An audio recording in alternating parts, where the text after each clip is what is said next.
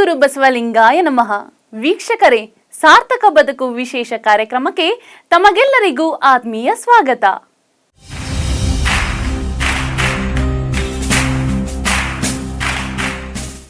ಜ್ಞಾನ ಸಂಪಾದಿಸಲು ಹೆಚ್ಚಿನ ವಿದ್ಯಾಭ್ಯಾಸದ ಅಗತ್ಯವಿಲ್ಲ. ಹೆಚ್ಚು ವಿದ್ಯಾಭ್ಯಾಸ ಮಾಡಿದವರೆಲ್ಲ ಜ್ಞಾನಿಗಳಾಗಲು ಸಾಧ್ಯವಿಲ್ಲ. ಲೌಕಿಕ ಪ್ರಪಂಚ ಜ್ಞಾನ ಎಷ್ಟು ತಿಳಿದಿದ್ದರೂ ಆಧ್ಯಾತ್ಮಿಕ ಜ್ಞಾನವಿಲ್ಲದಿದ್ದರೆ ಅಂತಹವರನ್ನು ಶರಣರು ಅಜ್ಞಾನಿಗಳೆಂದು ಕರೆದಿದ್ದಾರೆ. ಶಿವಜ್ಞಾನ ಶಿವಚಿಂತೆ ಇಲ್ಲದ ಮನುಜರು ಸಗಣಕ್ಕೆ ಸಾಸಿರ ಹುಳ ಹುಟ್ಟದೆ ದೇವ ಎನ್ನುತ್ತಾರೆ. ಶರಣರು ಬಸವಣ್ಣನವರನ್ನು ನಂಬಿದವರು ಯಾರೂ ಕೆಟ್ಟಿಲ್ಲ. ಕೆಟ್ಟಿರುವವರು ಬಸವಣ್ಣನವರನ್ನು ನಂಬಿರುವುದಿಲ್ಲ. ನಡೆ ಒಂದು ಪರಿ ನುಡಿ ಒಂದು ಪರಿ ಎನ್ನುವಂತೆ ಜೀವನವನ್ನು ವ್ಯರ್ಥ ಮಾಡಿಕೊಂಡಿರುತ್ತಾರೆ. ಬಸವಣ್ಣನವರನ್ನು ಗುರುವಾಗಿ ಸ್ವೀಕರಿಸಿ, ನಿರಾಕಾರ ಶಿವನನ್ನು ದೇವರಾಗಿ ಸ್ವೀಕರಿಸಿ, ಶರಣ ಧರ್ಮವನ್ನು ಜೀವನದಲ್ಲಿ ಅಳವಡಿಸಿಕೊಂಡು ಬದುಕಿ ಬಾಳುವ ಕುಟುಂಬಸ್ಥರು ಅತಿ ಶ್ರೇಷ್ಠರೆಂದು ವಚನ ಸಾಹಿತ್ಯ ಹೇಳುತ್ತದೆ. ಬಸವ ಧರ್ಮ ಇದು ಕುಟುಂಬಸ್ಥರ ಧರ್ಮ. ಬಸವ ಧರ್ಮ ಇದು ಕಾಯಕ ಜೀವಿಗಳ ಧರ್ಮ. ಕಾಯಕವನ್ನೇ ಯೋಗವನ್ನಾಗಿಸಿಕೊಂಡು ಸತ್ಯ ಶುದ್ಧ ವ್ಯವಹಾರದೊಂದಿಗೆ ಯಾರು ಪರಿಶುದ್ಧ ಜೀವನ ನಡೆಸುತ್ತಾರೋ ಅಂತಹವರು ಬಸವಣ್ಣನವರಿಗೆ ಅತ್ಯಂತ ಪ್ರಿಯವಾಗುತ್ತಾರೆ. ಅಂತಹ ಪುಣ್ಯ ಪುರುಷರಲ್ಲಿ ಶ್ರೀ ಶರಣ ಮಳಖೇಡ್ಕರ್ ರವರು ಒಬ್ಬರಾಗಿದ್ದಾರೆ. ವೀಕ್ಷಕರೇ, ಕಲ್ಯಾಣ ಕರ್ನಾಟಕದ ಕಲಬುರಗಿಯಲ್ಲಿ ತಂದೆ ಶಾಂತರಾಜ, ತಾಯಿ ಶರಣಮ್ಮ ದಂಪತಿಗಳಿಗೆ ದಿನಾಂಕ 5/5/1987 ಜನಿಸಿದ ಇವರು ಬಡತನದ ಬೆನ್ನೇರಿ ಭವಿಷ್ಯದೆಡೆಗೆ ಪಯಣ ಆರಂಭಿಸಿದವರು. ಮನೆಯಲ್ಲಿ ತಾಯಿ ಮಾಡುತ್ತಿದ್ದಂತಹ ಸಂಸಾರದ ಸರ್ಕಸ್, ಅಪ್ಪ ನಡೆಸುತ್ತಿದ್ದ ಬದುಕಿನ ದೊಂಬರಾಟವನ್ನು ಕಣ್ಣಾರೆ ಕಂಡ ಇವರಿಗೆ ಬದುಕು ಹೇಗಿರುತ್ತದೆಂದು ಸ್ಪಷ್ಟವಾಗಿ ಹೋಗಿತ್ತು. ಬಡತನಕ್ಕೆ ಕನಸುಗಳು ಅಧಿಕ ಎನ್ನುವಂತೆ IAS ಆಗುವ ಕನಸನ್ನು ಹೊತ್ತಿಕೊಂಡು ಓದಿಗೆ ಇಳಿದರು. ಹೊಟ್ಟೆಗೆ ಇಟ್ಟೇ ಇಲ್ಲದ ಮೇಲೆ ಜುಟ್ಟಿಗೆ ಮಲ್ಲಿಗೆಯಾದರೂ ಎಲ್ಲಿಂದ ಸಿಗಬೇಕು? ಹೀಗಾಗಿ ಬದುಕು ಎನ್ನುವುದು ಪಂಚರಾದ ಬೈಕಿನಂತೆ ವೈದಾಡುತ್ತಾ ಸಾಗಿತ್ತು. ಹಾಲು ಮಾರಿ ಕೊತ್ತಂಬರಿ ಕಟ್ಟುಗಳನ್ನು ಕಟ್ಟಿ ಊಟಕ್ಕಾಗಿ ಭೀಮಾ ಹಾಸ್ಟೆಲ್ ಸೇರಿಕೊಂಡು ಅಮ್ಮನಿಗೆ ನೆರವಾಗುತ್ತಾ PUCವರೆಗೂ ಓದಿದ ಇವರು ನಂತರ ಪದವಿಯನ್ನು ಪೂರೈಸಿಕೊಂಡರು. ಹಾಗೋ ಹೀಗೋ ಎಷ್ಟಾದರೂ ಓದಿದನಲ್ಲ ಎಂದು ನಿಟ್ಟುಸಿರು ಬಿಡುತ್ತಲೇ BBA ಮತ್ತು MBA ಶಿಕ್ಷಣವನ್ನು ಪೂರೈಸಿದರು.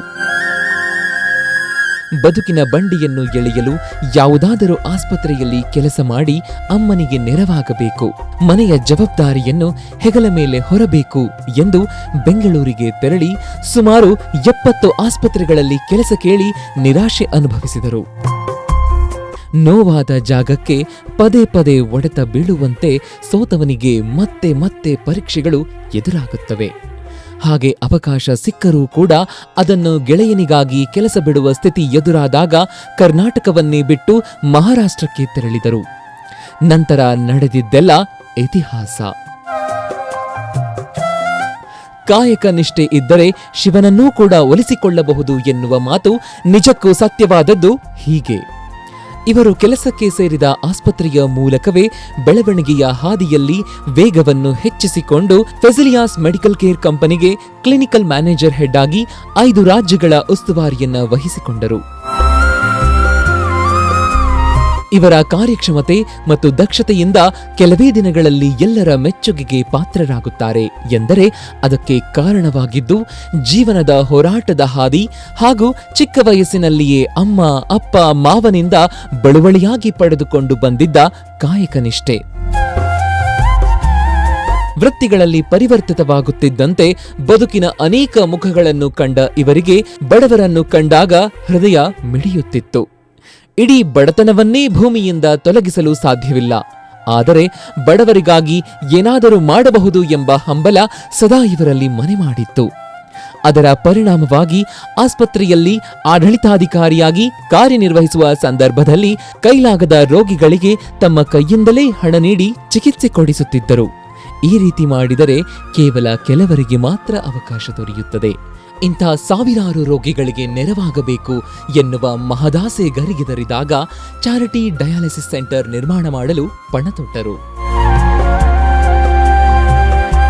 ಕೆಲವರಲ್ಲಿ ಹಣವಿದೆ, ಅದನ್ನು ಬಳಕೆ ಮಾಡಲು ಮಾರ್ಗ ಗೊತ್ತಿಲ್ಲ. ಸೇವೆ ಮಾಡುವ ಹಂಬಲವಿದೆ, ಆದರೆ ಯಾವ ದಾರಿಯಲ್ಲಿ ಸೇವೆ ಮಾಡಬೇಕು ಎಂದು ಗೊತ್ತಿಲ್ಲ. ಅಂತಹವರನ್ನು ಗುರುತಿಸಿ ಇಂದು ಚಾರಿಟಿ ಸೆಂಟರ್ ನಿರ್ಮಾಣಕ್ಕೆ ಕಾರಣೀಭೂತರಾಗಿ ಲಕ್ಷಗಟ್ಟಲೆ ಸಿಗುವ ಸಂಬಳವನ್ನು ಬಿಟ್ಟು ಬಡವರ ಸೇವೆಗಾಗಿ ದುಡಿಯುತ್ತಿದ್ದಾರೆ. ಇವರ ಸೇವೆಯ ಈ ಸಾರ್ಥಕತೆ ಇತರರಿಗೂ ಮಾದರಿಯಾಗಿ ನಿಲ್ಲುತ್ತದೆ. ಅಣ್ಣ ಬಸವಣ್ಣನವರು ಹಾಕಿಕೊಟ್ಟ ದಾರಿ ಎಲ್ಲರಿಗೂ ಮಾದರಿ. ಆ ದಾರಿಯಲ್ಲಿ ನಡೆದ ಪ್ರತಿಯೊಬ್ಬರೂ ಸಾರ್ಥಕ ಬದುಕಿನ ಸರದಾರರಾಗುತ್ತಾರೆ, ಸಮಾಜದ ಎದುರು ಆದರ್ಶವಾಗುತ್ತಾರೆ. ಹಾಗೆ ಶರಣ ಮಳಖೇಡ್ಕರ್ ಅವರಿಂದ ಇನ್ನೂ ಹೆಚ್ಚಿನ ಸೇವೆ ಬಡವರಿಗೆ ಸಿಗಲೆಂದು ಶ್ರೀ ಬಸವ ಟಿವಿ ಆಶಿಸುತ್ತದೆ.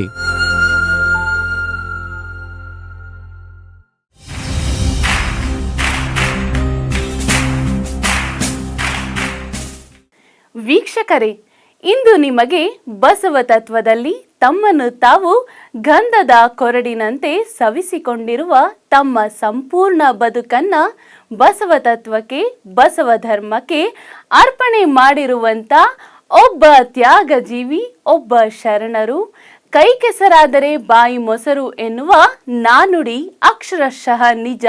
ಯಾಕಂದ್ರೆ ಪ್ರತಿಯೊಬ್ಬರೂ ಅವರ ಕಾಯಕದಲ್ಲಿ ಶ್ರಮಪಟ್ಟು ನಿರಂತರವಾಗಿ ಆ ಕಾಯಕದ ಫಲದ ಸವಿಯನ್ನ ಸವಿಯುತ್ತಾರೆ. ಅದೇ ರೀತಿಯಾಗಿ ನಾವು ನಿಮಗೆ ಪರಿಚಯ ಮಾಡಿಕೊಡುವಂತ ಸಾಧಕರು ತಮ್ಮ ವೈದ್ಯಕೀಯ ವೃತ್ತಿಯಲ್ಲಿ ಇವರು ಹಣಕ್ಕಾಗಿ ಆಸೆ ಪಡದೆ ಜನಸೇವೆಯೇ ಜನಾರ್ದನ ಸೇವೆಯೆಂದು ಕಾರ್ಯನಿರ್ವಹಿಸುತ್ತಿರುವ ಶ್ರೀ ಶರಣ ಮಳಖೇಡ್ಕರ್ ಅವರ ಒಂದಿಷ್ಟು ಜೀವನದ ಪರಿಚಯವನ್ನ ಅವರ ಮಾತುಗಳಲ್ಲೇ ನಾವು ನೀವು ತಿಳಿದುಕೊಳ್ಳೋಣ. ಬನ್ನಿ ವೀಕ್ಷಕರೇ. ಸಮಸ್ತ ಬಸವ ಟಿವಿ ವೀಕ್ಷಕರಿಗೆ ಶರಣು ಶರಣಾರ್ಥಿಗಳು.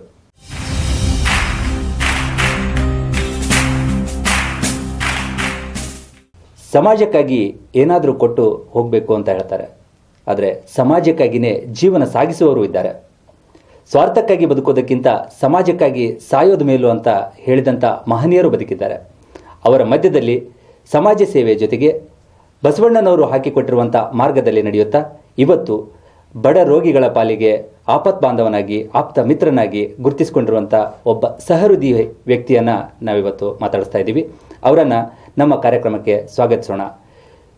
ಗುಲ್ಬರ್ಗಾ ಜಿಲ್ಲೆಯ ಈ ವ್ಯಕ್ತಿ ವಿಜಯಪುರದಲ್ಲಿ ತಮ್ಮದೇ ಆಗಿರುವಂಥ ಸೇವೆಯ ಮೂಲಕ ಇವತ್ತು ಜನಮಾನಸದಲ್ಲಿ ಉಳಿಯುವಂಥ ಕಾರ್ಯ ಮಾಡ್ತಾ ಇದ್ದಾರೆ. ಶರಣ ಮಳಖೇಡ್ಕರ್ ಅನ್ನುವಂಥ ಈ ಭಾವುಕ ಜೀವಿಯನ್ನು ಮತ್ತು ಮಾನವತಾವಾದಿಯನ್ನು ಇವತ್ತು ಈ ಕಾರ್ಯಕ್ರಮಕ್ಕೆ ಸ್ವಾಗತಿಸೋಣ. ಸರ್ ನಮಸ್ಕಾರ. ಶರಣು ಶರಣಾರ್ಥಿ.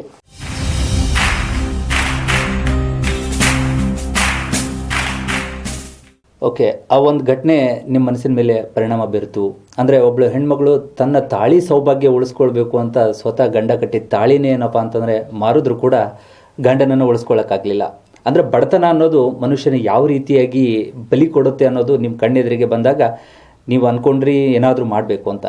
ಆದರೆ ಈ ಚಾರಿಟಿ ಅನ್ನುವಂಥದ್ದು ಕಲ್ಪನೆ ನಿಮ್ಗೆ ಹೆಂಗೆ ಬಂತು? ಈ ಚಾರಿಟಿ ಸೆಂಟರ್ ಮಾಡೋದ್ರಿಂದ ಅವರಿಗೆ ಹೆಲ್ಪ್ ಆಗುತ್ತೆ ಅಂತ ಹೇಳ್ಬಿಟ್ಟು. ಯಾಕಂದರೆ ದುಡ್ಡು ಎಲ್ಲರೂ ಮಾಡ್ತಾರೆ, ಆದರೆ ದುಡ್ಡನ್ನು ಸದ್ಬಳಕೆ ಮಾಡೋರ ಸಂಖ್ಯೆ ಭಾಳ ಕಮ್ಮಿ ಇದೆ. ನಿಮ್ಗೆ ಅನ್ನಿಸ್ತಾ ಅವಾಗ ಈ ಚಾರಿಟಿ ಸೆಂಟರ್ ಮಾಡಿದಾಗ ಯಾರಾದರೂ ಈ ಥರ ಕಲ್ಪನೆ ಕೊಟ್ಟರೆ ಅದಕ್ಕೆ ಸಪೋರ್ಟ್ ಮಾಡ್ತಾರೆ ಅಂತ ನಿಮ್ಗೆ ಅನ್ನಿಸ್ತಾ? ಅಂದರೆ ನೀವು ಮಹಾರಾಷ್ಟ್ರದಲ್ಲಿದ್ದಾಗ ಕೇಳ್ತಾ ಇರೋದು, ಮಹಾರಾಷ್ಟ್ರದಲ್ಲಿದ್ದಂಥ ಟೈಮಲ್ಲಿ ನೀವು ಈ ಥರ ಯಾರಿಗಾದ್ರೂ ಕಲ್ಪನೆ ಕೊಟ್ಟು ಚಾರಿಟಿ ಸೆಂಟರ್ ಸ್ಟಾರ್ಟ್ ಮಾಡೋದಕ್ಕೆ ಅನುಕೂಲ ಆಗೋಂಗೆ ಮಾಡಿದ್ರ ಅಲ್ಲಿ ಅಂತ? ನಾನು ಮಹಾರಾಷ್ಟ್ರದಲ್ಲಿರ್ಬೇಕಾದ್ರೆ ಅಲ್ಲಿ ಒಬ್ಬರು ಡಾಕ್ಟರ್ ಇದ್ದರು. ನಾನು ಅವ್ರಿಗೆ ಫಸ್ಟ್ ಟೈಮ್ ಮೀಟ್ ಆಗಿದ್ದೆ. ಅವ್ರಿಗೆ ಹೇಳಿದೆ ಈ ಒಂದು ಇನ್ಸಿಡೆಂಟ್ ಬಗ್ಗೆ. ನಾನು ಅವ್ರ ಜೊತೆ ಡಿಸ್ಕಷನ್ ಮಾಡಬೇಕಾದಾಗ ನಾನು ಅವ್ರಿಗೆ ಹೇಳಿದೆ ಈ ಥರ ಎಲ್ಲ ಆಗಿದೆ ಅಂಥೇಳಿ. ಅವರು ನಮ್ಮ ಕರ್ನಾಟಕ ಮೂಲದವರೇ ಇದ್ದರು. ಸೊ ಅವ್ರಿಗೆ ಹೇಳಿದಾಗ ಅವ್ರಿಗೂ ತುಂಬ ಅದು ನೋವಾದಮೇಲೆ ನಾನು ಫಸ್ಟ್ ಟೈಮ್ ರಿಕ್ವೆಸ್ಟ್ ಮಾಡಿದಾಗ, ಇಲ್ಲ ಸರ್ ಈ ಥರ ಪೇಷಂಟಿಗೆ ಚಾರಿಟಿ ನೀವು ನೋಡಿ, ಅಂದರೆ ಅದರಲ್ಲಿ ಸೆಲೆಕ್ಷನ್ ಮಾಡಿ ಯಾವ ಪೇಷಂಟಿಗೆ ನಿಜವಾದ ನೆಸಸರಿ ಇದೆ, ಅವರು ಆ್ಯಕ್ಚುಲಿ ಅವರು BPL ಅಂದರೆ ಬಿಲೋ ಪವರ್ಟಿ ಲೈನ್ ಇದ್ದಾರೆ, ಸೊ ಅವ್ರಿಗೆ ನೀವು ಏನಾದರೂ ಹೆಲ್ಪ್ ಮಾಡಿ ಅಂತಂತಂದಾಗ ಅವರು ತುಂಬ ಸಂತೋಷದಿಂದ ಒಪ್ಕೊಂಡು ಡಿಸೈಡ್ ಮಾಡಿ ಅವತ್ತಿನ ದಿವಸ ಅವರು ಪರ್ಮಿಷನ್ ಕೊಟ್ಟರು. ಅವತ್ತಿಂದ ಇಲ್ಲಿವರೆಗೂ ಅಲ್ಲಿ ಇನ್ನೂ ನಡೀತಾ ಇದೆ ದೇವ್ರ ದಯೆಯಿಂದ. ಡೈಲಿ ಒಂದು 10 ಡಯಾಲಿಸಿಸ್ ಅವರು ಫ್ರೀ ಆಫ್ ಕಾಸ್ಟ್, ಅಂದರೆ ಚಾರಿಟಿ ಅಂತೇಳಿ ಅವರು ಫ್ರೀ ಆಫ್ ಕಾಸ್ಟ್ ಇನ್ನೂವರೆಗೂ ಮಾಡ್ತಾ ಇದ್ದಾರೆ ಅದರಲ್ಲಿ. ಸೊ ಅದು ಒಂದು ನನಗೆ ಸಂತೋಷ ಅನಿಸಿತ್ತು. ಸರ್, ನೀವು ಅಲ್ಲಿ ಸೊಲ್ಲಾಪುರದಲ್ಲಿ ಇರಬೇಕಾದಂಥ ಟೈಮಲ್ಲಿ ನಿಮಗೇನಪ್ಪ ಅಂತಂದರೆ ಈ ಚಾರಿಟಿ ಸೆಂಟರ್ ಮಾಡಬೇಕು ಅನ್ನೋಂಥ ಕಲ್ಪನೆ ಬಂತು. ನಿಮ್ಮ ಕಲ್ಪನೆಗೆ ಏನಪ್ಪ ಅಂದರೆ ಅಲ್ಲಿರುವಂಥ ವೈದ್ಯರು ಕೂಡ ಏನಪ್ಪ ಅಂದರೆ ಸಪೋರ್ಟ್ ಮಾಡಿದ್ರು, ಒಂದು ಚಾರಿಟಿ ಸೆಂಟರ್ ಆಯಿತು ಅಂತ ಅಂದ್ಕೊಂಡ್ರೆ. ಅದಾದ ನಂತರ ನೀವು ಬಿಜಾಪುರಕ್ಕೆ ವಾಪಸ್ ಬಂದ್ರಿ. ಬಿಜಾಪುರದಲ್ಲಿ ಒಂದು ಪ್ರೈವೇಟ್ ಹಾಸ್ಪಿಟ್ಲಲ್ಲಿ ನೀವು ಕೆಲಸ ಮಾಡಿದ್ದು. ಪ್ರೈವೇಟ್ ಹಾಸ್ಪಿಟ್ಲಲ್ಲಿ ಕೆಲಸ ಮಾಡೋದು ಅಂತಂದರೆ ಅಲ್ಲಿ ಸೇವೆ ಮಾಡ್ತೀನಿ ಅಂತಂದರೆ ಹೈಲಿ ಇಂಪಾಸಿಬಲ್, ಸಾಧ್ಯನೇ ಇಲ್ಲ. ಪ್ರೈವೇಟ್ ಅಂತಂದರೆ ಇದರ ಅರ್ಥ ಏನಪ್ಪ ಅಂದರೆ ದುಡ್ಡು ಮಾಡೋದಕ್ಕಾಗಿಯೇ ನಾವು ಮಾಡಿರುವಂಥದ್ದು. ಆದರೆ ಇಲ್ಲಿ ವಿಜಾಪುರಕ್ಕೆ ಬಂದ ನಂತರನೂ ಕೂಡ ಏನಪ್ಪ ಅಂದರೆ ನಿಮ್ಮ ತಲೆಯಲ್ಲಿ ಆ ಕನಸು ಹಾಗೆ ಸುತ್ತಾನೆ ಇತ್ತು. ಯಾಕಂದರೆ ದುಡ್ಡೇ ಬೇಡ ಅಂತ ಹೇಳ್ಬಿಟ್ಟು ಲಕ್ಷಾಂತರ ಸ್ಯಾಲ್ರಿ ಬರುವಂಥ ಕೆಲಸ ಬಿಟ್ಟಂತ ನೀವು ಇಲ್ಲಿ ಸೆಂಟ್ರಲ್ಲಿ ಬಂದ ತಕ್ಷಣ ನಿಮ್ಗೆ ಏನಪ್ಪ ಅಂತಂದರೆ ನಿಮ್ಮ ತಲೆಯಲ್ಲಿ ಯಾವ ಥರ ವಿಚಾರಗಳಿದ್ದು? ಅಂದರೆ ಬಿಜಾಪುರದಲ್ಲಿ ಕೂಡ ಏನು ಒಂದಿಂಥ ಚಾರಿಟಿ ಸೆಂಟರ್ ಮಾಡಬೇಕು ಅದಕ್ಕಾಗಿ. ಯಾಕಂದರೆ ಮನುಷ್ಯನಿಗೆ ಏನಿರುತ್ತೆ ಅಂದರೆ ಕನಸುಗಳಿದೆ, ಆ ಕನಸುಗಳನ್ನು ಈಡೇರಿಸಬೇಕು ಅಂತಂದರೆ ಹಿಂದೆ ಸಪೋರ್ಟು ಬೇಕಾಗತ್ತೆ. ನೀವು ದುಡ್ಡು ಬೇಡ ಅಂತ ನೀವು ಬಿಟ್ಟಿದ್ದೀರಿ, ಆದರೆ ಏನಾದರೂ ಮಾಡಬೇಕು ಅಂದರೆ ದುಡ್ಡು ಬೇಕೇ ಬೇಕು. ಆ ಟೈಮಲ್ಲಿ ನಿಮ್ಮ ಕನಸುಗಳಿಗೆ ರೆಕ್ಕೆ ಕಟ್ಟಿದವ್ರು ಯಾರು? ನಾನು ಇಲ್ಲಿ ಬಂದಾಗ ಬಿಜಾಪುರದಲ್ಲಿ ನಾನೇನು ಪ್ಲ್ಯಾನ್ ಮಾಡಿರಲಿಲ್ಲ, ಈ ಥರ ಏನೋ ಮಾಡಬೇಕು ಅಂಥೇಳಿ ಯಾವುದೂ ಡಿಸಿಷನ್ ಇದ್ದಿರಲಿಲ್ಲ. ಸೊ ನಾನು ಮಾಡೋ ಆಸ್ಪತ್ರೆನೂ ಚೆನ್ನಾಗಿ ನಡೆದಿತ್ತು, ಅಂದರೆ ಅಲ್ಲೂ ವೆಲ್ ಸೆಟಲ್ಡ್ ಇದ್ದೆ. ಬಟ್ ಏನಾಯಿತು, ಒಂದು ದಿವಸ ಹಿಂಗೆ ನಾನು ನಮ್ಮ ಬಿಜಾಪುರ MLA ಅವರಾದಂಥ ಮಾನ್ಯ ಶ್ರೀ ಬಸವನಗೌಡ ಪಾಟೀಲ್ ಯತ್ನಾಳ್ ಸರ್ ಅವ್ರಿಗೆ ಒಂದು ದಿವಸ ಅವ್ರ ಮನೆಯಲ್ಲೇ ನಾನು ಮೀಟ್ ಆಗಿದ್ದೆ. ಸೊ ಮೀಟ್ ಆದಾಗ ಹಿಂಗೆ ಡಿಸ್ಕಷನ್ ನಡೀತಾ ಇತ್ತು. ಅದಾದಮೇಲೆ ಕಾಮನ್ ಡಿಸ್ಕಷನಲ್ಲಿ ಅವ್ರದ್ದು ನಮ್ಮದು ಒಂದು ಏನೋ ವೇವ್ಲೆಂತ್ ಮ್ಯಾಚ್ ಆದಮೇಲೆ ಅವ್ರೇನೋ ನನ್ನ ಮೇಲೆ ಒಂದು ವಿಶ್ವಾಸ ಇಟ್ಟು ಸಾಕಷ್ಟಲ್ಲಿ ನಾವು ಅದಾದಮೇಲೆ ಮೀಟ್ ಆಗಿದ್ವಿ. ಬಟ್ ಯಾವತ್ತೂ ಈ ಥರ ಮಾಡಬೇಕು ಅಂತ ಡಿಸಿಷನ್ ಬಂದಿರಲಿಲ್ಲ. ಅವ್ರ ಆಫೀಸ್ಗೆ ಒಂದು ದಿವಸ ಸುಮ್ಮನೆ ನಾನು ಮೀಟ್ ಆಗಬೇಕು ಅಂತ, ಸರ್ ನಿಮಗೆ ಮೀಟ್ ಆಗಬೇಕು ಅಂತ ಕೇಳಿದಾಗ ಬನ್ನಿ ಆಫೀಸಲ್ಲಿ ಇದ್ದೀನಿ ಅಂತಂದರು. ನಾನು ಆಫೀಸಿಗೆ ಹೋದ್ಮೇಲೆ ಡಿಸ್ಕಷನಲ್ಲಿ ಕುಂತ್ವಿ, ಏನು ನಡೆದಿದೆ ತೀರ ಕಾಮನ್ ಡಿಸ್ಕಷನ್ ಆಗಿದ್ದಷ್ಟೇ. ಅದಾದಮೇಲೆ ಇಲ್ಲ ಸರ್ ಏನಾದರೂ ನೀವು ಮಾಡಿದ್ರೆ ಚೆನ್ನಾಗಿರುತ್ತೆ ಆಸ್ಪತ್ರೆ ಅಂತಂದಾಗ ಅವರು ಆ್ಯಕ್ಚುಲಿ ಅವ್ರದ್ದು 15 ವರ್ಷದ ಕನಸು. ಸಿದ್ದೇಶ್ವರ ಸಂಸ್ಥೆ ಅಧ್ಯಕ್ಷರು ಅವರು. ಸೊ ಶತಮಾನೋತ್ಸವ ಸಂಸ್ಥೆ ಆಗಿರೋದ್ರಿಂದ ಆಲ್ರೆಡಿ ಅವರು ಶೈಕ್ಷಣಿಕ ದಾಸೋಹವನ್ನು ಅವರು ಮೊದಲಿಂದನೂ ಮಾಡ್ತಾ ಇದ್ದಾರೆ. ಸೊ ಆರೋಗ್ಯ ದಾಸೋಹವನ್ನು ಮಾಡಬೇಕು ಅಂತೇಳಿ ಅವರು ಒಂದು 15 ವರ್ಷದ ಕನಸಿತ್ತು. ಸೊ ಅವ್ರಿಗೆ ಅದೇನೋ ನನ್ನ ದೈವ ನನ್ನ ಸೌಭಾಗ್ಯ ಅನ್ಬೇಕಷ್ಟೇ. ಸೊ ಅವತ್ತಿನ ದಿವಸ ನಾನು ಡಿಸ್ಕಷನ್ ಮಾಡಬೇಕಾದಾಗ ಕೇವಲ ಒಂದು 4 ನಿಮಿಷ ನಾನು ಡಿಸ್ಕಷನ್ ಮಾಡಿರ್ಬೋದು. ಸರ್ ಈ ಥರ ನೀವು ಮಾಡಿದ್ರೆ ಚೆನ್ನಾಗಿರುತ್ತೆ, ಇಲ್ಲಿಂದ ಪೇಷಂಟ್ಸ್ ಎಲ್ಲ ಬೇರೆ ಬೇರೆ ರಾಜ್ಯಕ್ಕೆ ಹೋಗ್ತಾರೆ, ಅಂದರೆ ಮಿರಜು, ಸೊಲ್ಲಾಪುರ ಈ ಥರ ಎಲ್ಲ ಈಗ ಹೋಗ್ತಾರೆ. ಸೊ ಡಯಾಲಿಸಿಸ್ ಪೇಷಂಟ್ಸ್ ಎಲ್ಲ ತುಂಬ ಪ್ರಾಬ್ಲಮ್ ಇದೆ ಸರ್, ಸೊ ನೀವು ನೋಡಿ ಮಾಡಿದ್ರೆ ಚೆನ್ನಾಗಿರುತ್ತೆ ಅಂತಂದಾಗ ಅವ್ರು ಕೇವಲ ನಂದು 3 ರಿಂದ 4 ನಿಮಿಷ ಡಿಸ್ಕಷನ್ ಆಗಿದ್ದ ಅಷ್ಟೇ. ಅವರು ಹೇಳ್ಬಿಟ್ರು ಆಯ್ತು ಸರ್ ಮಾಡೋಣ, ಹಂಗಿದ್ರೆ ನೀವು ನೋಡಿ ಅದ್ರ ಬಗ್ಗೆ ಅಂತಂದಾಗ ನನಗದು ಒಂಥರ ಖುಷಿ ಅನಿಸ್ತು. ಅವಾಗ ಸರ್ ಹೇಳಿದೆ ಇಲ್ಲ ಸರ್ ಮಾಡೋಣ ಅಂತೇಳಿ ಅದು ಡಿಸಿಷನ್ ಆದಮೇಲೆ ಕೇವಲ ಒಂದು 50 ದಿನದಲ್ಲಿ ಸುಸಜ್ಜಿತವಾದಂಥ ಒಂದು ಉತ್ತರ ಕರ್ನಾಟಕದಲ್ಲೇ ಒಳ್ಳೆಯ ಒಂದು ಡಯಾಲಿಸಿಸ್ ಕೇಂದ್ರವನ್ನು ಸ್ಥಾಪನೆ ಮಾಡಿದ್ದು ಸಿದ್ದೇಶ್ವರ ಸಂಸ್ಥೆ ಅಡಿಯಲ್ಲಿ. ಅದು ಅವರ ಅಧ್ಯಕ್ಷತೆಯಲ್ಲೇ ಆಗಿದ್ದು ಒಂದು ನನಗೆ ಹೆಮ್ಮೆ ವಿಷಯ ಅಂತ ಅನ್ಬೇಕಂತ. ಅಂದರೆ ನಿಮ್ಮ ಪ್ರಕಾರ ನೀವು ಒಂದು ಗಾಳಿಪಟ, ಅದಕ್ಕೆ ಬಸನಗೌಡರು ಸೂತ್ರ, ಅದನ್ನು ಹಾರಿಸ್ತಾ ಇರೋದು ಸಿದ್ದೇಶ್ವರ ಸಂಸ್ಥೆಯವರು, ಆದ್ರೆ ಖುಷಿ ಪಡ್ತಾ ಇರೋದು ಏನಪ್ಪಾ ಅಂತಂದ್ರೆ ಕಷ್ಟದಲ್ಲಿರುವಂತ ಬಡವರು ಅಂತ.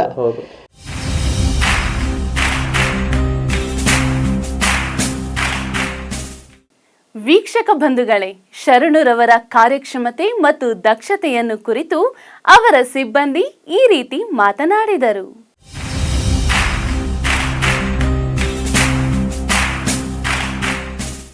मैं सचिन कुंडकर महाराष्ट्र से हूँ. शरणू सर के साथ काम करते हुए मेरे को 5 साल हुए हैं.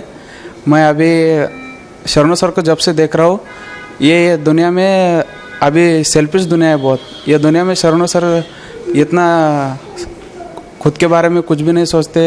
एनी टाइम पेशेंट के लिए रात दिन देखते रहते, सभी पेशेंट के लिए. हम लोगों को, स्टाफ्स को, हमारे को कभी उन्होंने as a boss, as a incharge कभी ट्रीट नहीं करते. एक बड़े भाई के जैसा ट्रीट करते. कभी भी किसी को कुछ भी प्रॉब्लम होने दो, देखते हैं हमारे को. किसी को कुछ पर्सनल हेल्प चाहिए, कैसा भी हेल्प चाहिए तो मदद करते हैं. हम एक पेशेंट को कभी भी कुछ भी तकलीफ होने दो, पैसे की तकलीफ होने दो, कैसी भी तकलीफ होने दो, कभी भी सर उनके लिए खड़े रहते हैं. वो हमारे को कभी कभी ऐसा प्राउड फील होता है कि हम कुछ तो पिछले जन्म में पुण्य किया होगा बोल के हम उनके साथ काम करने का मौका मिला है हमारे को. हम खुद को सच में बहुत लकी समझते हैं कि हमारे को उनके अंडर काम करने का मौका मिला है. यही हम उनका साथ चाहते हैं. ऐसे लोग मिलना बहुत मुश्किल होता है. हम सच में बहुत लकी है उनके अंडर काम करने के लिए.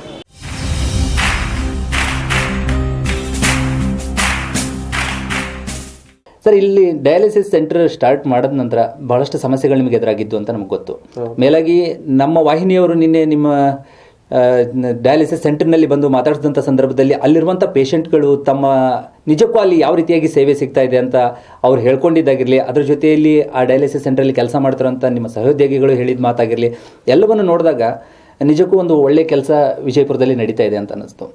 ಅಂದರೆ ನಿಮ್ಮ ಸೆಂಟರ್ ಬಗ್ಗೆ ನೀವು ಹೇಳಬೇಕು ಅಂತಂದರೆ ಇತರ ಸೆಂಟರ್ಗಳಿಗಿಂತ ನಿಮ್ದು ಹೆಂಗೆ ಭಿನ್ನ ಅಂತ ಅನಿಸುತ್ತೆ?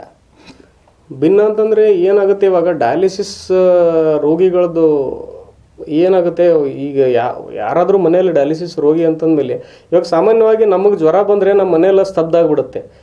ಸಿಂಪಲ್ ಆಗಿ ಒಂದಿನ ಬರೀ ಜ್ವರ ಬಂದರೆ ಮನೆಯೆಲ್ಲ ಸ್ತಬ್ಧ ಆಗಿಬಿಡುತ್ತೆ. ಸೊ ಅವರು ಡಯಾಲಿಸಿಸ್ ರೋಗಿಗಳು ಪ್ರತಿ ವಾರಕ್ಕೆ 3 ಸಲ ಡಯಾಲಿಸಿಸ್ಗೆ ಬರಬೇಕು. ಸೊ ಇನಿಷಿಯಲಿ ಸ್ವಲ್ಪ ಅವರೆಲ್ಲ ಒಂದು ಸ್ಟೇಜ್ ಇರುತ್ತೆ, ಅವ್ರಿಗೆಲ್ಲ ರಿಲೇಟಿವ್ಸ್ ಬರ್ತಾರೆ, ಮಾಡ್ತಾರೆ, ಹೆಲ್ಪ್ ಮಾಡ್ತಾರೆ. ಆಮೇಲೆ ಬರ್ತಾ ಅವರು ಮನೆಯವ್ರಿಗೆಲ್ಲ ಅವರು ಸ್ವಲ್ಪ ಒಂಥರ ಇದು ಆಗಿಬಿಡ್ತಾರೆ. ಸೊ ಅವಾಗ ಅವರು ರೋಗಿಗಳಿಗೂ ಒಂಥರ ಡಿಪ್ರೆಷನ್ ಆಗಿಬಿಡ್ತಾರೆ. ಅವ್ರು ಏನಪ್ಪ ನಾನು ಇವ್ರಿಗೆಲ್ಲ ಒಂಥರ ಏನು ವಜನ ಆಗಿಬಿಟ್ನಲ್ಲ ಅಂತನೋ ಒಂದು ಭಾವನೆ ಬಂದ್ಬಿಡುತ್ತೆ ಅವ್ರಿಗೆ. ಸೊ ನಮ್ಮ ಸೆಂಟರ್ಗೆ ಬರೋರಿಗೆ ನಾನು ಮೊದಲಿಂದನೂ ನನಗೊಂದು ಇದಿತ್ತು, ಅಂದರೆ ಆತ್ಮೀಯತೆ ಅಂತಂದರೆ ನಾವು ಬಂದಿದ್ದ ದಾರಿನೂ ಅದೇ ಥರನೇ ಇತ್ತು. ಸೊ ಆತ್ಮೀಯತೆಯಿಂದ ಮಾಡೋಣ ಅಂತೇಳಿ ಒಂದು ಸೆಂಟರ್ ಮಾಡಿದ್ಮೇಲೆ ನಮ್ಮಲ್ಲಿ ಬರೋ ರೋಗಿಗಳು ಯಾವತ್ತೂ ನಾವು ರೋಗಿಗಳು ಅಂತೇಳಿ ಅವ್ರಿಗೆ ಟ್ರೀಟ್ ಮಾಡಲ್ಲ. ಅವರು ನಮ್ಮದು ಕುಟುಂಬ ಸದಸ್ಯರೇ. ಸೊ ಒಂಥರ ಫ್ಯಾಮಿಲಿ ಮೆಂಬರ್ ಥರ ಅವರೆಲ್ಲ ಬರ್ತಾರೆ. ಸೊ ಅವಿನಾಭಾವ ಸಂಬಂಧ ಮೊದಲಿಂದನೂ. ಆಮೇಲೆ ಅವ್ರು ಒಂದ್ಸಲಿ ನಮ್ಮ ಸೆಂಟರ್ ಬಂದಮೇಲೆ ಅವ್ರು ಅವ್ರ ಉಸಿರಿರೋರ್ಗೂ ನಮ್ಮ ಜೊತೆ ಅವ್ರ ಸಂಬಂಧ ಇಡಬೇಕು. ಅದು ಒಂದಿಂದ ಸಾವಲ್ಲ. ಸೊ ಕೊನೆ ಉಸಿರಿರೋರ್ಗೂ ನಮ್ಮದು ಅವ್ರದ್ದು ಸಂಬಂಧ ಇರುತ್ತೆ. ಸೊ ಬೇರೆಯವ್ರು ಯಾರ್ದು ನಮ್ದು ಇರುತ್ತೆ ಇಲ್ಲೋ ಗೊತ್ತಿಲ್ಲ, ಬಟ್ ಅವ್ರದ್ದು ಮಾತ್ರ ಕೊನೆವರೆಗೂ ನಮ್ಮ ಸಂಬಂಧ ಇರುತ್ತೆ. ಸೊ ಅದಕ್ಕೆ ಅವರು ನಮಗೆ ಒಂದು ಫ್ಯಾಮಿಲಿ ಮೆಂಬರ್ಗಿನ ಹೆಚ್ಚಿಗೆ ಅಂತೇಳಿ ಟ್ರೀಟ್ ಮಾಡ್ತೀವಿ ಅವ್ರಿಗೆ.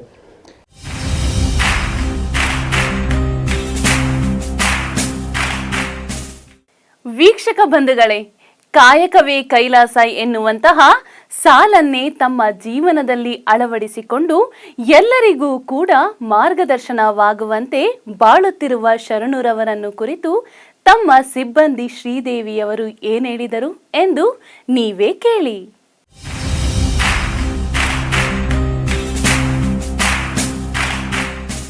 ನಾನು ಇಲ್ಲಿ HR ಎಕ್ಸಿಕ್ಯೂಟಿವ್ ಆಗಿ ಕೆಲಸ ಮಾಡ್ತೀನಿ. ಈ ಆಸ್ಪತ್ರೆಯಲ್ಲಿ, ಈ ದವಾಖಾನೆಯಲ್ಲಿ ನಾವು ಶರಣು ಸರ್ ಜೊತೆ ಕೆಲಸ ಮಾಡ್ಬೇಕಾದ್ರೆ ನನಗೆ ಯಾವ ರೀತಿ ಒಂದು ಅನ್ನಿಸ್ತದಪ್ಪ ಅಂತಂದ್ರೆ, ಕಾಯಕವೇ ಕೈಲಾಸ ಅನ್ನೋದನ್ನು ನಾವು ಬಸವಣ್ಣವರ ವಚನಗಳಲ್ಲಿ ಕೇಳಿದ್ದೀವಿ, ಸಾಕಷ್ಟು ಎಲ್ಲ ಕಡೆ ನಾವು ಬುಕ್ಗಳಲ್ಲೆಲ್ಲ ನೋಡಿದ್ದೀವಿ.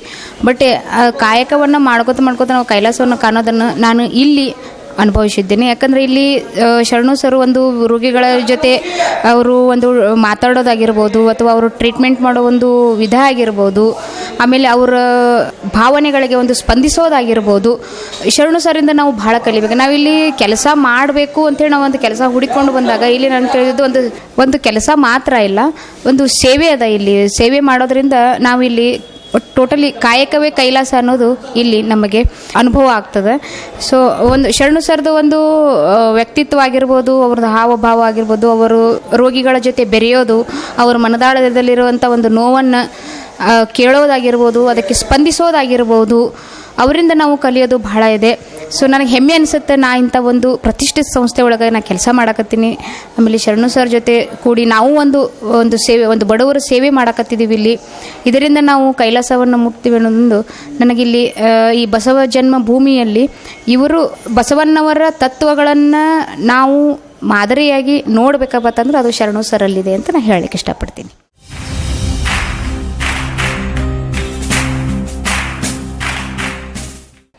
ಸರ್, ನಿಮ್ಮ ಮಾತುಗಳನ್ನ ಕೇಳ್ತಾ ಇದ್ರೆ ನಾನು ಇವಾಗ ಒಂದು ಪ್ರಶ್ನೆ ಕೇಳೋದು ನಿಮಗೆ ಹೇಳೋದಕ್ಕೆ ಕಷ್ಟ ಆಗುತ್ತೋ ಹೆಂಗೋ ಗೊತ್ತಿಲ್ಲ.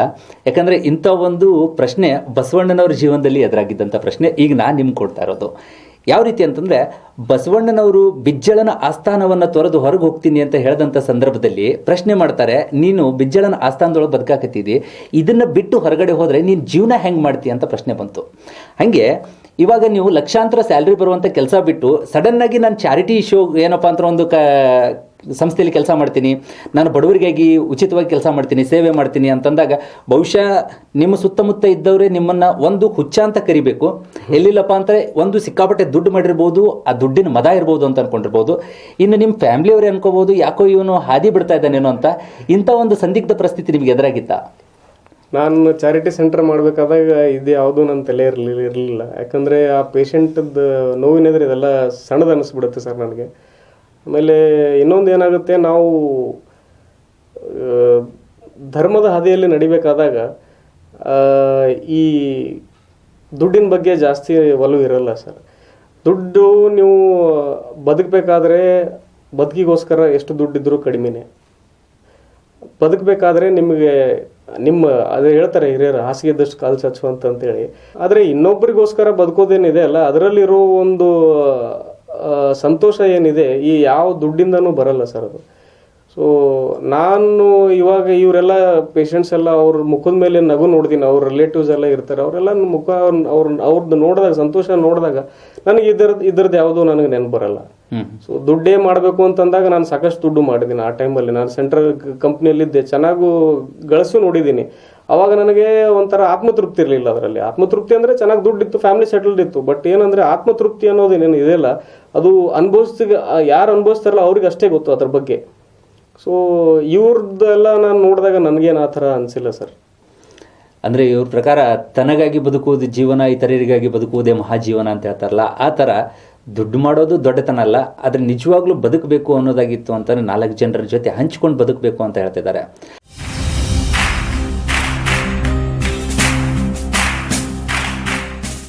ವೀಕ್ಷಕ ಬಂಧುಗಳೇ, ಸಮಾಜ ಸೇವೆ ಎನ್ನುವುದು ಇವತ್ತು ಶೋಕಿ ಆಗ್ತಿದೆ. ಆದರೆ ನಿಜವಾದ ಸೇವೆ ಮಾಡುವಂತಹ ಮನಸ್ಸು ಬಹಳ ಜನರಿಗೆ ಇಲ್ಲ. ಆದರೆ ಇವರು ಬಡತನದಲ್ಲೇ ಹುಟ್ಟಿ ಬಡತನದಲ್ಲೇ ಬೆಳೆದು ಬಡವರಿಗಾಗಿಯೇ ದುಡಿಯುತ್ತಿರುವ ಶ್ರೀ ಶರಣುರವರನ್ನು ಕುರಿತು ಅವರ ತಾಯಿ ಹೇಳಿರುವ ಪ್ರೀತಿಯ ನುಡಿ ನಿಮಗಾಗಿ.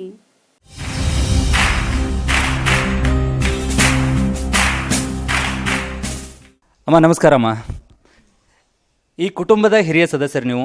ಇವತ್ತು ಶರಣ್ ಅವರು ಒಂದು ಸಮಾಜಕ್ಕಾಗಿ ತಮ್ಮದೇ ಆಗಿರುವಂಥ ಒಂದು ಸೇವೆಯನ್ನು ಸಲ್ಲಿಸ್ತಾ ಇದ್ದಾರೆ. ಅದ್ರ ಜೊತೆಯಲ್ಲಿ ರೋಗಿಗಳ ಪಾಲಿಗೆ ಒಬ್ಬ ಆಪ್ತರಕ್ಷಕ ಅನ್ನೋ ಮಟ್ಟದಲ್ಲಿ ಎಲ್ಲರೂ ಅವರನ್ನು ಬಿಂಬಿಸ್ತಾ ಇದ್ದಾರೆ. ಚಿಕ್ಕ ವಯಸ್ಸಿಂದನೂ ನಿಮ್ಮ ಜೊತೆಯಲ್ಲಿದ್ದಂಥ ಶರಣು ಇವತ್ತು ಸಮಾಜದಲ್ಲಿ ಗುರುತಿಸ್ಕೊಳ್ಳೋದಕ್ಕೆ ಕಾರಣ ಆಗಿದ್ದೀರಿ ನೀವು. ಅಂದರೆ ಶರಣ್ ಅವ್ರ ಬಗ್ಗೆ ನಿಮ್ಮ ಒಂದು ಉತ್ತಮವಾದಂಥ ಅಭಿಪ್ರಾಯ, ಕೆಟ್ಟ ಅಭಿಪ್ರಾಯ ಎರಡೂ ಇರುತ್ತೆ. ಯಾಕಂದರೆ ಮಕ್ಕಳಂದ ಮೇಲೆ ಕೆಲವೊಮ್ಮೆ ಬೆಳಿಬೇಕು ಅಂತ ಹೇಳಿಬಿಟ್ಟು ಏನೆಲ್ಲ ಮಾಡಿದವರಿದ್ದಾರೆ, ಇನ್ನು ಕೆಲವೊಂದು ಸಂದರ್ಭದಲ್ಲಿ ಬೆಳೆದ ನಂತರ ಇನ್ನೇನೇನೋ ಮಾಡಿದವರಿದ್ದಾರೆ.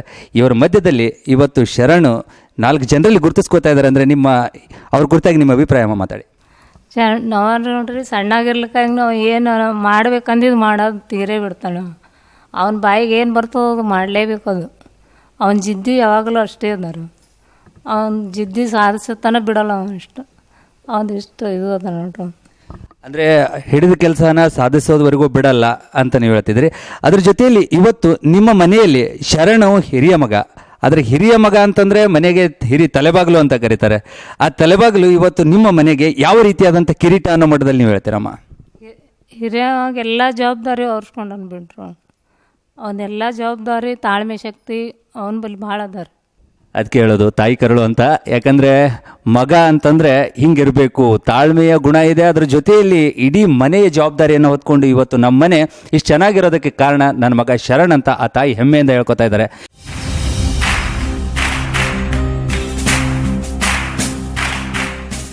ಸರ್, ಅಂದಂಗೆ ನಿಮಗೆ ಇಲ್ಲಿ ವಿಜಯಪುರದಲ್ಲಿ ಇವತ್ತು ಈ ಸೆಂಟ್ರು ಸಿದ್ದೇಶ್ವರ ಸಂಸ್ಥೆ ಅನ್ನುವಂಥ ಒಂದು ಆಲದ ಮರದ ಕೆಳಗಡೆ ನಡೀತಾ ಇದೆ ಅಂತ ನಾನು ಹೇಳ್ಬೋದು. ಅಂತಂದರೆ ಆ ಸಿದ್ದೇಶ್ವರ ಸಂಸ್ಥೆ ಅನ್ನುವಂಥ ದೊಡ್ಡ ಸಂಸ್ಥೆ ಒಂದು ಆಲದ ಮರ ಇದ್ದಂಗೆ ಅದರಲ್ಲಿ ಹಲವು ಕುಟುಂಬಗಳೇನಪ್ಪ ಅಂತಂದರೆ ಜೀವನ ಮಾಡ್ತಾ ಇದ್ದಾವೆ. ಸೊ ಈಗ ನೀವು ಮಾಡ್ತಾ ಇರುವಂಥ ಕೆಲಸಕ್ಕೆ ಸಂಪೂರ್ಣವಾಗಿ ಬೆಂಬಲವಾಗಿ ನಿಂತಿರೋದು ಸಿದ್ದೇಶ್ವರ ಸಂಸ್ಥೆ. ಹೌದು.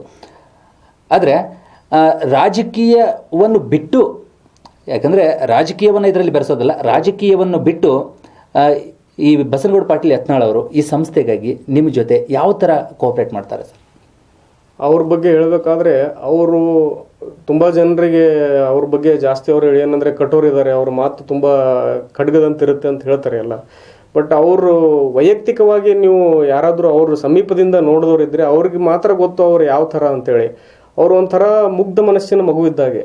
ಸೊ ಅವರು ನೀವು ಭಾಳ ವೈಯಕ್ತಿಕವಾಗಿ ಅವ್ರ ಜೊತೆ ಅಟ್ಯಾಚ್ಮೆಂಟ್ ಇದ್ದಾಗ ನಿಮ್ಗೆ ಗೊತ್ತಾಗ್ಬಿಡುತ್ತೆ ಅವರು ನಿಷ್ಕಲ್ಮಶ ಮನಸ್ಸು ಅವ್ರದ್ದು. ಸೊ ನಾನು ಅವ್ರ ಬಗ್ಗೆ ಎಷ್ಟು ಹೇಳಿದ್ರು ಕಡಿಮೆನೇ, ಅತಿಶಯೋಕ್ತಿ ಅಂತ ಆಗಲ್ಲ. ಬಟ್ ಏನಂದರೆ ಅವ್ರ ಬಗ್ಗೆ ಹೇಳಬೇಕಾದ್ರೆ ನಮಗೆ ಏನು ದಿನ ಸಾಕಾಗಲ್ಲ. ನಾನು ಅಷ್ಟು ಅವ್ರು ತುಂಬ ಸಮೀಪದಿಂದ ನೋಡಿದ್ದೀನಿ ಅವ್ರಿಗೆ. ಸೊ ಅವ್ರು ಏನಂತಂದರೆ ಈ ಥರ ಯಾರಾದರೂ ಕಷ್ಟ ಹೇಳ್ಕೊಂಡು ಬಂದಾಗ ಸೊ ಈ ಥರ ಈ ಸಮಸ್ಯೆ ಇದೆ ಅಂತಂದಾಗ ತಕ್ಷಣ ಅಲ್ಲಿಂದಲೇ ಸ್ಪಂದಿಸ್ತಾರೆ ಅವರು. ಸೊ ನಾನು ಈ ಥರ ಅವ್ರಿಗೆ ಹೇಳಿದಾಗ, ಇಲ್ಲ ಸರ್ ಈ ಥರ ಪ್ರಾಬ್ಲಮ್ ಇದೆ ಪೇಷಂಟ್ಸ್ ಹಿಂಗೆ ಅಂತಂದಾಗ, ಅವರು ನನಗೆ ಜಾಸ್ತಿ ಅವ್ರಿಗೆ ಒಂದು ಫಸ್ಟ್ ಕ್ವಶನ್ ಅವ್ರು ಏನೂ ಕೇಳಿಲ್ಲ ನನಗೆ. ಅಂದರೆ ನಿಮ್ಗೆ ಎಷ್ಟು ದುಡ್ಡು ಬೇಕಾಗುತ್ತೆ, ಈ ಸೆಂಟರ್ ನಡೆಸ್ಬೇಕಾದ್ರೆ ಏನೇನು ಎಲ್ಲ ಬೇಕಾಗುತ್ತೆ, ಅದೆಲ್ಲ ಏನೂ ಕೇಳಿಲ್ಲ. ಅವ್ರು ಕೇಳಿದ್ದು ಇಷ್ಟೇ, ಶರಣವರೇ ನೀವು ಜವಾಬ್ದಾರಿ ತೊಗೊಂಡು ಮಾಡ್ಬೋದಾ, ಇಷ್ಟೇ. ನಾನು ಒಂದೇ ಕ್ವಶನ್ ಕೇಳಿದ್ದು, ಸರ್ ನಾನು ಜವಾಬ್ದಾರಿ ತೊಗೋತೀನಿ, ಇಷ್ಟು. ಇದಕ್ಕೆ ಬಿಟ್ಟು ಮತ್ತೆ ನನಗೆ ಏನೂ ಕೇಳಿಲ್ಲ ಅವರು. ಸೊ ಅವರು ಒಂಥರ ಮುಗ್ಧ ಮನಸ್ಸಿನ ಮಗು ಇದ್ದಾಗೆ ಸರ್. ಸರಿ, ನೀವು ಗೌಡ್ರ ಬಗ್ಗೆ ಇಷ್ಟೆಲ್ಲ ಹೇಳ್ತಾ ಇದ್ದೀರಿ. ಈ ಚಾರಿಟಿ ಸೆಂಟರ್ನಲ್ಲಿ ನಿಮ್ಮ ಪಾತ್ರ ಏನು? ನೀವು ಚಾರಿಟಿ ಸೆಂಟರ್ಗೆ ಏನು? ನಾನು ಸಂಸ್ಥೆಯ ಒಂದು ಆಲದ ಮರದಲ್ಲಿ ಅಳಿಲು ಸೇವೆ ಮಾಡ್ತಾ ಇದ್ದೀನಿ ಅಷ್ಟೇ. ಯಾರೋ ಕಟ್ಟಿದ್ದ ಸಂಸ್ಥೆ, ಯಾರ್ಯಾರು ನಡೆಸ್ಕೊಂಡು ಬಂದಿದ್ದಾರೆ.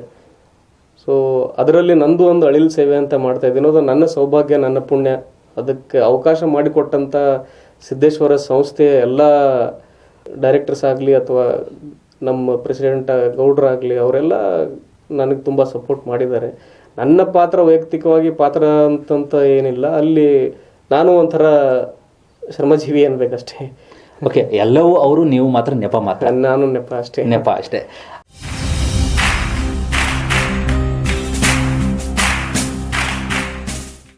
ವೀಕ್ಷಕ ಬಂಧುಗಳೇ, ಶ್ರೀ ಶರಣುರವರನ್ನು ಕುರಿತು ಅವರ ಚಿಕ್ಕಮ್ಮ ಮಾತನಾಡಿದರು.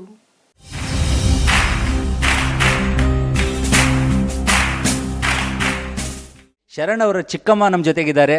ಯಾಕಂತಂದರೆ ಚಿಕ್ಕಮ್ಮ ಯಾವಾಗಲೂ ಏನಪ್ಪ ಅಂದರೆ ಹಿರಿಯ ಅಕ್ಕನ ಮಕ್ಕಳ ಮೇಲೆ ಜಾಸ್ತಿ ಪ್ರೀತಿ ಅಂತ ಹೇಳ್ತಾರೆ. ಇವಾಗ ಶರಣ್ ಅವ್ರ ಕುರಿತಾಗಿ ಅವ್ರೇನು ಹೇಳ್ತಾರೆ ಅನ್ನೋದನ್ನ ನೋಡೋಣ. ಶರಣ್ ಅವ್ರು ಅಂತಂದರೆ, ಈಗ ಶರಣ್ ಅಂತಂದಾಗ ನಿಮಗೆ ಒಂದು ರೀತಿ ಅಕ್ಕರೆ ಇದ್ದೇ ಇರುತ್ತೆ. ಯಾಕಂತಂದರೆ ಮೊದಲು ನಮ್ಮ ಮಕ್ಕಳಿಗಿಂತ ಮೊದಲು ಅವ್ರ ಮೇಲೆ ಜಾಸ್ತಿ ಕಾಳಜಿ ತೋರಿಸ್ತಾರೆ.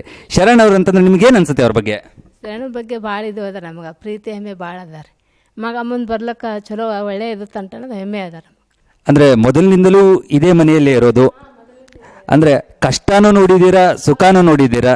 ಆ ಕಷ್ಟ ಸುಖಗಳಲ್ಲಿ ಶರಣು ಯಾವ ರೀತಿಯಾಗಿ ಸ್ಪಂದಿಸ್ತಾ ಇದ್ರಿ ಎಲ್ಲರ ಜೊತೆ? ಎಲ್ಲರ ಜೊತೆ ಚಲೋ ಇದು ಮಾಡ್ತಾನೆ. ಹಿಂಗೆ ಬೇರೆ ಬೇರೆ ಇದು ಅಂತ ತಿಳ್ಕೊಂಡಿಲ್ಲ ನಾವು. ಸಂಬಂಧ ಮೌಸಿದೇವರು ತಮ್ಮದೆಲ್ಲ ಒಂದೇ ಕುಟುಂಬದ ಅಂತ ಇದು ಮಾಡಿಬಿಡ್ತಾನೆ. ಸಂಬಂಧಗಳನ್ನೋದು ಹೆಂಗಿರುತ್ತೆ ಅಂತಂದರೆ, ಒಬ್ರಿಗೊಬ್ರು ಹಚ್ಕೊಂಡು ಮಾಡಿದ್ರೇ ಸಂಬಂಧ, ಇಲ್ಲಿಲ್ಲ ಅಂತಂದರೆ ಅದು ಬದುಕಲ್ಲ ಅಂತ ಹೇಳ್ತಾರೆ. ಇವತ್ತು ಇವ್ರ ಸಂಬಂಧಗಳನ್ನು ನೋಡ್ತಾ ಇದ್ರೆ ನಿಜಕ್ಕೂ ಖುಷಿ ಅನಿಸುತ್ತೆ. ಅವಿಭಕ್ತ ಕುಟುಂಬ ಅಂತಂದರೆ ಹಿಂಗಿರಬೇಕು, ಇನ್ನೊಬ್ಬರಿಗೆ ಇದು ಮಾದರಿ ಆಗಬೇಕು. ಅವ್ರು ಚಿಕ್ಕಮ್ಮ ಹೇಳ್ತಾ ಇದ್ರು, ಎಲ್ಲರನ್ನೂ ಸರಿದೂಗಿಸ್ಕೊಂಡು ಹೋಗುವಂಥ ಗುಣ ಶರಣ್ ಅವರಲ್ಲಿತ್ತು ಅಂತ.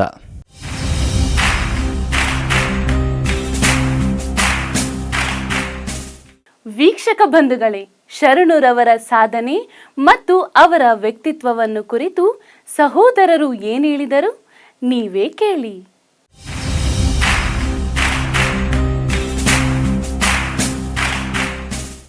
ಒಂದು ಕೂಡು ಕುಟುಂಬ ಅಂತಂದರೆ ಅಲ್ಲಿ ಅಣ್ಣ ಮುಖ್ಯ ಪಾತ್ರ ವಹಿಸ್ತಾನೆ.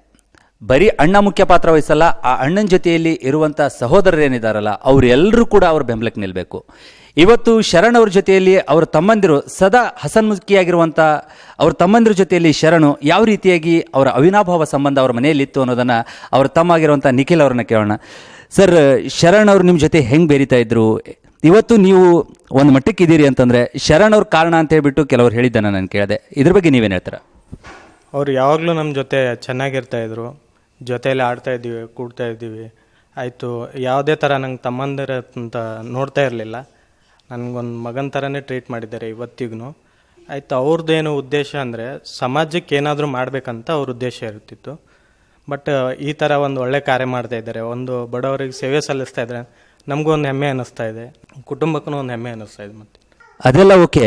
ಕೆಲವೊಬ್ರು ತಲೆಯಲ್ಲಿ ಏನಿರುತ್ತೆ ಅಂತಂದರೆ, ಸಮಾಜಕ್ಕಾಗಿ ದುಡಿಯುವಂಥ ವ್ಯಕ್ತಿ ಕುಟುಂಬಕ್ಕಾಗಿ ಏನು ಮಾಡೋದಕ್ಕೆ ಸಾಧ್ಯ ಅನ್ನೋದು ಭಾಳ ಮಂದಿ ಪ್ರಶ್ನೆ ಬರುತ್ತೆ. ಅಂತಂದರೆ ಸಮಾಜ ಅಂತಂದರೆ ಎಲ್ಲವನ್ನೂ ಬಿಟ್ಟು ಕೊಟ್ಟು ಸಮಾಜಕ್ಕಾಗಿ ದುಡಿಬೇಕಾಗತ್ತೆ. ಇವತ್ತು ಶರಣ್ ಅವರು ಸಾಕಷ್ಟು ಜನರ ಮನಸ್ಸನ್ನು ಗೆದ್ದಿದ್ದಾರೆ. ಆದರೆ ಎಲ್ಲೋ ಒಂದು ಕಡೆ ಅವ್ರು ಮಾಡೋದು ಕುಟುಂಬಕ್ಕೆ, ಇಷ್ಟೆಲ್ಲ ಮಾಡಿದಂಥ ಕುಟುಂಬಕ್ಕೆ ಇನ್ನೂ ಹೆಚ್ಚಿಗೆ ಅವರು ಏನಾದರೂ ಮಾಡ್ಬೋದಾಗಿತ್ತು, ಇದನ್ನು ಬಿಟ್ಟು ಸಮಾಜ ಸೇವೆಗೆ ಇಳಿದಿದ್ದಾರಲ್ಲ ಅನ್ನೋಂಥ ಒಂದು ಫೀಲ್ ಯಾವತ್ತಾದ್ರೂ ಕಾಡಿದೆಯಾ? ನಮಗೇನು ಆ ಥರ ಏನೂ ಅನಿಸಿಲ್ಲ ಇವತ್ತಿವರೆಗೂ. ಅವ್ರು ಯಾವುದೇ ಥರ ಅಲ್ಲಿ ಸಮಾಜದಲ್ಲಿ ನಮ್ಮ ಕುಟುಂಬದಲ್ಲಿ ಬರೋಲ್ಲಿ ಎಲ್ಲ ಸಮಾನತೆ ರೀತಿಯಿಂದ ಇರ್ತಾಯಿದ್ರು. ಯಾವುದೇ ನಮ್ಗೆ ಆ ಭೇದ ಭಾವ ಮಾಡ್ತಾ ಇರಲಿಲ್ಲ. ಸಮಾಜದಲ್ಲಿ ಆಯಿತು, ನಮ್ಮ ಮನೆಯಲ್ಲಿ ಆಯಿತು, ಎಲ್ಲರ ಜೊತೆ ಹೊಂದಾಣಿಕೆಯಿಂದ ಇರ್ತಾರೆ. ಓಕೆ, ಅಂದರೆ ಅಣ್ಣ ಅಣ್ಣನ ಥರ ಇಲ್ಲ, ತಂದೆ ಥರ ಇದ್ದಾರೆ. ಯಾವತ್ತೂ ನಮ್ಮನ್ನು ತಮ್ಮಂದ್ರೆ ಅಂತ ತಿಳ್ಕೊಳ್ಳಿಲ್ಲ, ಮಕ್ಕಳು ಅಂತ ತಿಳ್ಕೊಂಡು ನಮ್ಮನ್ನು ಬೆಳೆಸ್ತಾ ಇದ್ದಾರೆ. ಸದಾ ಹಸನ್ಮುಖಿಯಾಗಿರುವಂಥ ಅವರು ನಮ್ಮ ಜೊತೆ ಬೆರೀತಾರೆ. ಇವರು ಸಮಾಜಕ್ಕೆ ಸೇವೆ ಸಲ್ಲಿಸ್ತಾ ಇರೋದು ನಿಜಕ್ಕೂ ನಮಗೆ ಖುಷಿಯಾಗುತ್ತೆ, ನಮಗೆ ಹೆಮ್ಮೆ ಆಗುತ್ತೆ, ನಮ್ಮ ಕುಟುಂಬಕ್ಕೂ ಕೂಡ ಇದು ಹೆಮ್ಮೆ ಅಂತ ನಿಖಿಲ್ ಅವರು ಹೇಳ್ತಾ ಇದ್ದಾರೆ. ಇದನ್ನು ನೋಡ್ತಾ ಇದ್ರೆ ನಿಜಕ್ಕೂ ಅನ್ಸುತ್ತೆ ಪ್ರತಿಯೊಬ್ಬ ಮನೆಯಲ್ಲಿ ಕೂಡ ಒಬ್ಬ ಶರಣ್ ಇದ್ದ ಅಂತಂದ್ರೆ ಇಡೀ ಮನೆ ನಂದಗೋಕುಲ ಆಗೋದ್ರಲ್ಲಿ ಎರಡು ಮಾತಿಲ್ಲ. ಶರಣ್ ಅವರ ನಡವಳಿಕೆ ಕುರಿತು ಇಷ್ಟೊತ್ತು ಅವರ ಒಬ್ಬ ಸಹೋದರ ನಮ್ಮ ಜೊತೆ ಮಾತಾಡ್ತಾ ಇದ್ರು. ಈಗ ಇನ್ನೊಬ್ಬ ಸಹೋದರ ಅಜಯ್ ಅವರು ನಮ್ಮ ಜೊತೆ ಮಾತಾಡ್ತಾ ಇದ್ದಾರೆ. ಶರಣ್ ಅವರು ಅಂತಂದ್ರೆ ಅವ್ರಿಗೆ ಎಷ್ಟು ಪ್ರೀತಿ ಅಂತ. ಶರಣು ಅಂತಂದ್ರೆ ನಿಮಗೆ ಪ್ರೀತಿ ಯಾಕೆ, ಕೆಲವೊಮ್ಮೆ ಸಿಟ್ಟು ಬರುತ್ತೆ, ಎರಡರಲ್ಲಿ ನಿಮಗೆ ಜಾಸ್ತಿ ಯಾವುದು? ಶರಣ ಅಂದ್ರೆ ನಮಗೆ ನಮ್ಮ ಅಣ್ಣ ಅಂದ್ರೆ ಬಕ್ಕುಳು ಇಷ್ಟ ನಮಗೆ. ಯಾಕಂದರೆ ಅವ ನಮಗೆ ಹಿಂಗೆ ಎಲ್ಲ ಸಂಗಟ ನಮಗೆ ಸರಿಯಾಗಿ ಮಾತಾಡ್ತಾನೆ ರೀ. ಹಿಂಗೆ ಬೇರೆ ಹಿಂಗೆ ನೋಡ್ಕೊಂಬಲ್ಲ ನಮಗೆ ಸರಿಯಾಗಿ ಇರೋದು. ಮನ್ಯಾಗ ಬಿ ಹಾಗೆ ಹೊರಗೆ ಬಿ ಹಾಗೆ ನೋಡ್ಕೊತಿರ್ತಾರೆ ಸರ್ ನಮಗೆ. ಅಂದರೆ ನಮ್ಮ ಅಣ್ಣ ಅಂದರೆ ಅವರು ಸೆಕೆಂಡ್ ಸ್ಥಾನ ನಮ್ಮ ತಂದೆಗೆ ಹೋಲಿಸ್ತೀನಿ ರೀ. ನಮಗೆ ಭೇದ ಭಾವ ನಮಗೆ ಮಾಡಿಲ್ಲ ಸರ್. ಯಾವಾಗಾದರೂ ಅವ್ರ ತಮ್ಮ ಹೆಂಗೆ ನೋಡ್ತಾರೆ ನಮಗೆ ಭೀ ಹಾಗೆ ನೋಡ್ತಿರ್ತಾರೆ ಸರ್.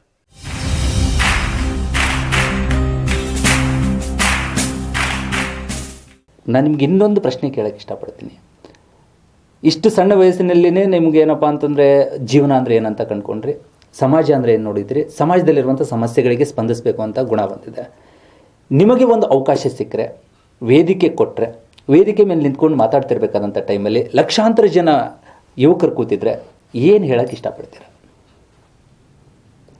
ಯುವಕರ ಬಗ್ಗೆ ನಾನು ಹೇಳಬೇಕಾದ್ರೆ ಒಂದೇ ಹೇಳ್ಬೋದು ಅಷ್ಟೇ. ಇವತ್ತಿನ ಜೀವನದಲ್ಲಿ ನೀವು ಈ ಮುಖವಾಡದ ಬದುಕನ್ನು ಬಿಟ್ಟು ಸತ್ಯದ ದಾರಿಯಲ್ಲಿ ನಡಿಬೇಕಷ್ಟೇ. ಏನಾಗುತ್ತೆ, ನಾವು ಜೀವನ ಮಾಡಬೇಕಾದ್ರೆ ಸಾಕಷ್ಟು ಸಲ ನಾವು ಹಗಲು ವೇಷ ಹಾಕೋಬೇಕಾಗುತ್ತೆ. ಸೊ ಆ ಸಮಯ ಸಂದರ್ಭ, ಯಾರೂ ಕೆಟ್ಟವ್ರು ಇರಲ್ಲ ಜಗತ್ತಿನಲ್ಲಿ, ಯಾರೂ ಕೆಟ್ಟವ್ರಿಲ್ಲ, ಎಲ್ಲರೂ ಒಳ್ಳೆಯವರೇ. ಆ ಸಮಯ ಹಾಗೂ ಸಂದರ್ಭ ಅವರನ್ನು ಆ ಥರ ಮಾಡಿಸುತ್ತೆ. ಸೊ ಆ ಟೈಮಲ್ಲಿ ಇವರು ಯಾರು ಮಾನವೀಯ ಮೌಲ್ಯಗಳು ಹಾಗೂ ಸಮಾಜದ ಕಳಕಳಿಯಿಂದ ಬೆಳೆದು ಬಂದಿರ್ತಾರೋ, ಸೊ ಸಂಸ್ಕಾರದಿಂದ ಒಳ್ಳೆಯ ಸಂಸ್ಕಾರ ಫ್ಯಾಮಿಲಿಯಿಂದ ಬೆಳೆದು ಬಂದಿರ್ತಾರೋ ಅವ್ರಿಗೆ ಗೊತ್ತಿರುತ್ತೆ ಯಾವುದು ಕೆಟ್ಟ ಹಾದಿಯಲ್ಲಿ ಹೋಗಲ್ಲ, ಸತ್ಯದಲ್ಲಿ ಹಿಡಿತಾರೆ. ಬಟ್ ಆದರೂ ಕೆಲವೊಮ್ಮೆ ತಪ್ಪಾದಾಗ ನೀವು ಈ ಮುಖವಾಡದ ಬದುಕನ್ನು ಬಿಟ್ಟು ಸತ್ಯದ ಹಾದಿಯಲ್ಲಿ ಹಿಡಿದು ನೀವು ನಿಮಗೋಸ್ಕರ ಬದುಕಿ ಸ್ವಲ್ಪ ಸಮಾಜಕ್ಕೂ ನಿಮ್ಮ ಸಮಯವನ್ನು ವಿನಿಯೋಗಿಸಿದರೆ ಭಾರತ ಶ್ರೇಷ್ಠ ದೇಶ ಆಗೋದ್ರಲ್ಲಿ ಎರಡು ಮಾತಿಲ್ಲ ಅಂತ ಅನ್ಬೋದಷ್ಟೇ. ಓಕೆ, ಭಾರತ ಶ್ರೇಷ್ಠ ದೇಶ ಆಗಬೇಕು ಆಗಿತ್ತು ಅಂತಂದರೆ ಎಲ್ಲರೂ ಮುಖವಾಡಗಳನ್ನು ಕಳಚಿ ನಿಜವಾದಂಥ ಭಾವನೆಯೊಂದಿಗೆ ಬದುಕಬೇಕು ಅನ್ನೋದು ನಿಮ್ಮ ಮಾತು. ಬಸವಣ್ಣನವರ ಸಂದೇಶಗಳು, ಬಸವಣ್ಣನವರ ವಿಚಾರಧಾರೆಗಳು ನೀವು ಅಳವಡಿಸ್ಕೊಂಡಿದ್ದೀರಿ. ನೀವು ಹೇಳ್ತಾ ಇದ್ದೀರಿ, ನಾನು ಆ ವಚನ ಬಸವಣ್ಣನವರ ಬದುಕು ಅನ್ನುವಂಥ ಆ ಸಾಗರದ ಸಮೀಪಕ್ಕೂ ಹೋಗಿಲ್ಲ, ದೂರದಿಂದ ನೋಡಿನೇ ಇಷ್ಟು ನಾನು ಬದುಕ್ತಾ ಇದ್ದೀನಿ ಅಂತ ಹೇಳ್ಬಿಟ್ಟು. ಅದೇ ರೀತಿ ನಿಮಗೇನಾದರೂ ಅವಕಾಶ ಸಿಕ್ಕರೆ ಬಸವಣ್ಣನವರ ವಿಚಾರಧಾರೆಗಳಲ್ಲಿ ಮೊದಲನೇದಾಗಿ ಯಾವುದನ್ನು ನೀವು ಹೇಳೋದಕ್ಕೆ ಇಷ್ಟಪಡ್ತೀರಾ? ಎಲ್ರಿಗೂ ಇದನ್ನು ಅಳವಡಿಸ್ಕೊಳ್ರಿ ಅಂತ ಹೇಳೋದ್ರಲ್ಲಿ. ಯಾಕಂದರೆ ಬಸವಣ್ಣನವರು ಕೊಟ್ಟಿರುವಂಥ ಕಾಯಕ ತತ್ವ, ದಾಸೋಹ ತತ್ವ ಇಡೀ ಜಗತ್ತಿನಲ್ಲಿ ಯಾರೂ ಕೊಡದೇ ಇರುವಂಥ ತತ್ವಗಳು. ಇದರಲ್ಲಿ ನೀವು ಜನರಿಗೆ ಸರ್ ಇದನ್ನು ನೀವು ಅಳವಡಿಸ್ಕೊಂಡ್ರೆ ನೀವೇನಪ್ಪ ಅಂತಂದರೆ ಒಬ್ಬ ಮಹಾನ್ ವ್ಯಕ್ತಿ ಆಗೋದಕ್ಕೆ ಸಾಧ್ಯ ಅಂತ ಹೇಳಬೇಕು ಅಂತ ಹೊರಟ್ರೆ ಏನು ಹೇಳ್ತೀರಾ? ನಾನು ಹೇಳೋದೊಂದೇ, ಜಗತ್ತು ನಿಂತಿರೋದೇ ಕಾಯಕದ ಮೇಲೆ. ಬಸವಣ್ಣವರು 12ನೇ ಶತಮಾನದಲ್ಲಿ ಹೇಳಿದರೆ ಕಾಯಕವೇ ಕೆಲಸ ಅಂತೇಳಿ. ಅದು ಒಂದರ ಮೇಲೆ ಬದುಕಿದ್ರೆ ಸಾಕು, ನಮ್ಮ ಜೀವನ ಚೆನ್ನಾಗಿರುತ್ತೆ ಸರ್. ಸಾಕು ಸರ್, ಇದಕ್ಕಿಂತ ದೊಡ್ಡದಾಗಿರುವಂಥ ಮಾತು ಬೇರೆ ಇಲ್ಲ. ಇನ್ನೂ ಹೆಚ್ಚಿನ ನಾನು ಪ್ರಶ್ನೆ ಮಾಡೋದ್ರಲ್ಲಿ ಅರ್ಥನೇ ಇಲ್ಲ. ಯಾಕಂದರೆ ಬಸವಣ್ಣನವರ ಆ ಬಸವ ಅನ್ನುವಂಥ ಮಾತನ್ನು ಕೇಳ್ತಾ ಇದ್ರೆ ಸಾಕು, ಮನುಷ್ಯನಲ್ಲಿ ಪರಿವರ್ತನೆಯ ಗುಣ ಹುಟ್ಟೋದಕ್ಕೆ ಸಾಧ್ಯ. ಇನ್ನು ಕಾಯಕ ತತ್ವದ ಮೇಲೆ ಜೀವನ ಕಟ್ಕೊಂಡ್ರೆ ಬದುಕು ಸುಂದರವಾಗಿರುತ್ತೆ, ಸಮಾಜವು ಕೂಡ ಸ್ವಾಸ್ಥ್ಯವಾಗಿರುತ್ತೆ ಅಂತ ನಿಮ್ಮ ಮಾತು. ಸರ್, ಕೊನೆಯದಾಗಿ ನಾನು ನಿಮಗೆ ಒಂದು ಪ್ರಶ್ನೆ ಮಾಡ್ತೀನಿ, ಅದರ ಮೂಲಕ ಈ ಸಂದರ್ಶನವನ್ನು ಮುಕ್ತಾಯ ಮಾಡೋದಕ್ಕೆ ಇಷ್ಟಪಡ್ತೀನಿ. ಏನಿಲ್ಲ, ನೀವು ಡಯಾಲಿಸಿಸ್ ಸೆಂಟ್ರಲ್ಲಿ ಕೆಲಸ ಮಾಡ್ತಾ ಇರೋದ್ರಿಂದಾಗಿ ಡಯಾಲಿಸಿಸ್ ಅಂದರೆ ಭಾಳಷ್ಟು ಜನಕ್ಕೆ ಗೊತ್ತಿಲ್ಲ. ಹೌದು, ಡಯಾಲಿಸಿಸ್ ರೋಗಿಗಳು ಅನುಭವಿಸುವಂಥ ಯಾತನೆಯೂ ಕೂಡ ಭಾಳಷ್ಟು ಜನಕ್ಕೆ ಗೊತ್ತಿಲ್ಲ. ಅದನ್ನು ಕಣ್ಣಾರೆ ಕಾಣ್ತೀರಾ, ದಿನಂಪ್ರತಿ ಅವ್ರ ಜೊತೆಯಲ್ಲೇ ಬರೀತೀರಾ. ಅದ್ರ ಜೊತೆಯಲ್ಲಿ ನೀವು ಇವತ್ತು ಡಯಾಲಿಸಿಸ್ ರೋಗಕ್ಕೆ ತುತ್ತಾಗದೇ ಇರುವಂಗೆ ಯಾವ ರೀತಿಯಾಗಿ ಅವರು ಮುಂಜಾಗ್ರತೆ ಕ್ರಮವನ್ನು ವಹಿಸ್ಬೋದು, ಈ ರೋಗ ಬಂತು ಅಂದರೆ ಯಾವ ರೀತಿಯಾದಂಥ ಸಮಸ್ಯೆಗಳು ಬರುತ್ತೆ ಅನ್ನೋದನ್ನು ಸಂಕ್ಷಿಪ್ತವಾಗಿ ನೀವು ವಿವರಿಸಿ ಹೇಳಿದ್ರೆ ಮುಂಜಾಗ್ರತೆ ಕ್ರಮ ವಹಿಸೋದಕ್ಕೆ ಅನುಕೂಲ ಆಗುತ್ತೆ ಸರ್. ಡಯಾಬಿಟಿಸಲ್ಲಿ ಭಾರತ ಇವಾಗ ನಂಬರ್ 1 ದೇಶ. ಸೊ ನೀವು ಡಯಾಬಿಟಿಸ್ ಕಂಟ್ರೋಲ್ ಮಾಡಿದ್ರೆ ಸಾಧ್ಯ ಆದಷ್ಟು ನೀವು ಕಿಡ್ನಿ ಎಫೆಕ್ಟ್ ಆಗೋ ತಡಿಬೋದು. ಆಮೇಲೆ ಹೈಪರ್ ಟೆನ್ಷನ್ ಅಂದರೆ ಬಿ ಪಿ ಅಂತ ಹೇಳ್ತಿರಲ್ಲ, ಎಲ್ಲ ಇವಾಗ ಸ್ಟ್ರೆಸ್ ಲೈಫ್ ಇರೋದ್ರಿಂದ ಬಿ ಪಿ ಜಾಸ್ತಿ ಜನರಲ್ಲಿ ಬರುತ್ತೆ. ಇವಾಗ ಯುವಕರಲ್ಲಿ ಜಾಸ್ತಿ ಕಾಣಿಸ್ತಾ ಇದೆ ಬಿ ಪಿ. ಅದೆಲ್ಲ ಸ್ಟ್ರೆಸ್ ಲೈಫ್. ಮೊದಲು 100 ವರ್ಷ ಅಂತ ಆಯಸ್ಸು ಹೇಳ್ತಿದ್ವಿ, ಇವಾಗ ಅದು ಬಂದು 60-70ರಲ್ಲಿ ನಿಂತಿದೆ. ಸೊ ಮುಂದಿನ ದಿನಮಾನದಲ್ಲಿ ಅದು ಇನ್ನೂ ಕಡಿಮೆ ಆಗ್ಬೋದು. ಏನಕ್ಕಂದರೆ ನಮ್ಮದೆಲ್ಲ ಸ್ಟ್ರೆಸ್ ಲೈಫು. ಸೊ ಅದಕ್ಕೆ ಸ್ವಲ್ಪ ಬಿ ಪಿ ಶುಗರು ಇದ್ದವರು ಕಂಟ್ರೋಲ್ ಮಾಡ್ಕೋಬೇಕು. ಪ್ರತಿ ಸಲ ವೈದ್ಯರನ್ನು ಭೇಟಿ ಆಗಬೇಕು. ಅಂದರೆ ಅವ್ರೇನು ರೆಗ್ಯುಲರ್ ಟ್ರೀಟ್ಮೆಂಟ್ ಇರುತ್ತೆ, ಟ್ಯಾಬ್ಲೆಟ್ಸ್ ಆಗಲಿ ಅದೆಲ್ಲ ಕಂಟಿನ್ಯೂ ರೆಗ್ಯುಲರ್ ತೊಗೊಳ್ಬೇಕು. ತಿಂಗಳಿಗೆ ಒಂದು ಸಲ ಆದರೂ ವೈದ್ಯರನ್ನು ಮೀಟ್ ಆಗಬೇಕು ಸಾಧ್ಯ ಆದಷ್ಟು. ಆಮೇಲೆ ಈ ಡಯಾಲಿಸಿಸ್ ರೋಗಿ ಒಂದು ವೇಳೆ ಪ್ರಾಬ್ಲಮ್ ಆಗಿ ಕಿಡ್ನಿ ಫೇಲ್ ಆಗಿ ಅದಾದಮೇಲೆ ಡಯಾಲಿಸಿಸ್ ಮೇಲೆ ಬಂದ ಮೇಲೆ ಅವರು ಯಾವ ಥರ ಅಂತಂದರೆ, ಒಮ್ಮೆ ಅವ್ರು ಏನೋ ಒಂದು ದೊಡ್ಡ ರೋಗ ಬಂದಿದೆ ಅಂಥೇಳಿ ಆ ಥರ ಏನೂ ಇರಲ್ಲ. ಸೊ ಡಯಾಲಿಸಿಸ್ ಮೇಲೂ ಚೆನ್ನಾಗಿ ಬದುಕ್ಬೋದು. ನಾನು ಮುಂಬೈಲಿ ಇರಬೇಕಾದ್ರೆ ನೋಡಿದ್ದೀನಿ, 20-25 ವರ್ಷದಿಂದ ಡಯಾಲಿಸಿಸು ಮಾಡಿದವರು ಅವರು ನೋಡಿದ್ದೀನಿ ನಾನು, ಚೆನ್ನಾಗಿರ್ತಾರೆ ಡಯಾಲಿಸಿಸ್ ಮೇಲೆ. ಸೊ ಸಾಧ್ಯ ಆದಷ್ಟು ಒಳ್ಳೆಯ ವಿಚಾರಗಳು ಇಟ್ಕೊಂಡು ಆಮೇಲೆ ರೆಗ್ಯುಲರಾಗಿ ಡಯಾಲಿಸಿಸ್ ಮಾಡಿಕೊಂಡು ವಾರಕ್ಕೆ 3 ಸಲ ಡಯಾಲಿಸಿಸು, ಆಮೇಲೆ ಡಾಕ್ಟ್ರನ್ನ ರೆಗ್ಯುಲರಾಗಿ ಸಂದರ್ಶಿಸಿ ಹೆಲ್ತ್ ಚೆನ್ನಾಗಿ ಮೇಂಟೈನ್ ಮಾಡ್ಕೋಬೇಕಷ್ಟೇ.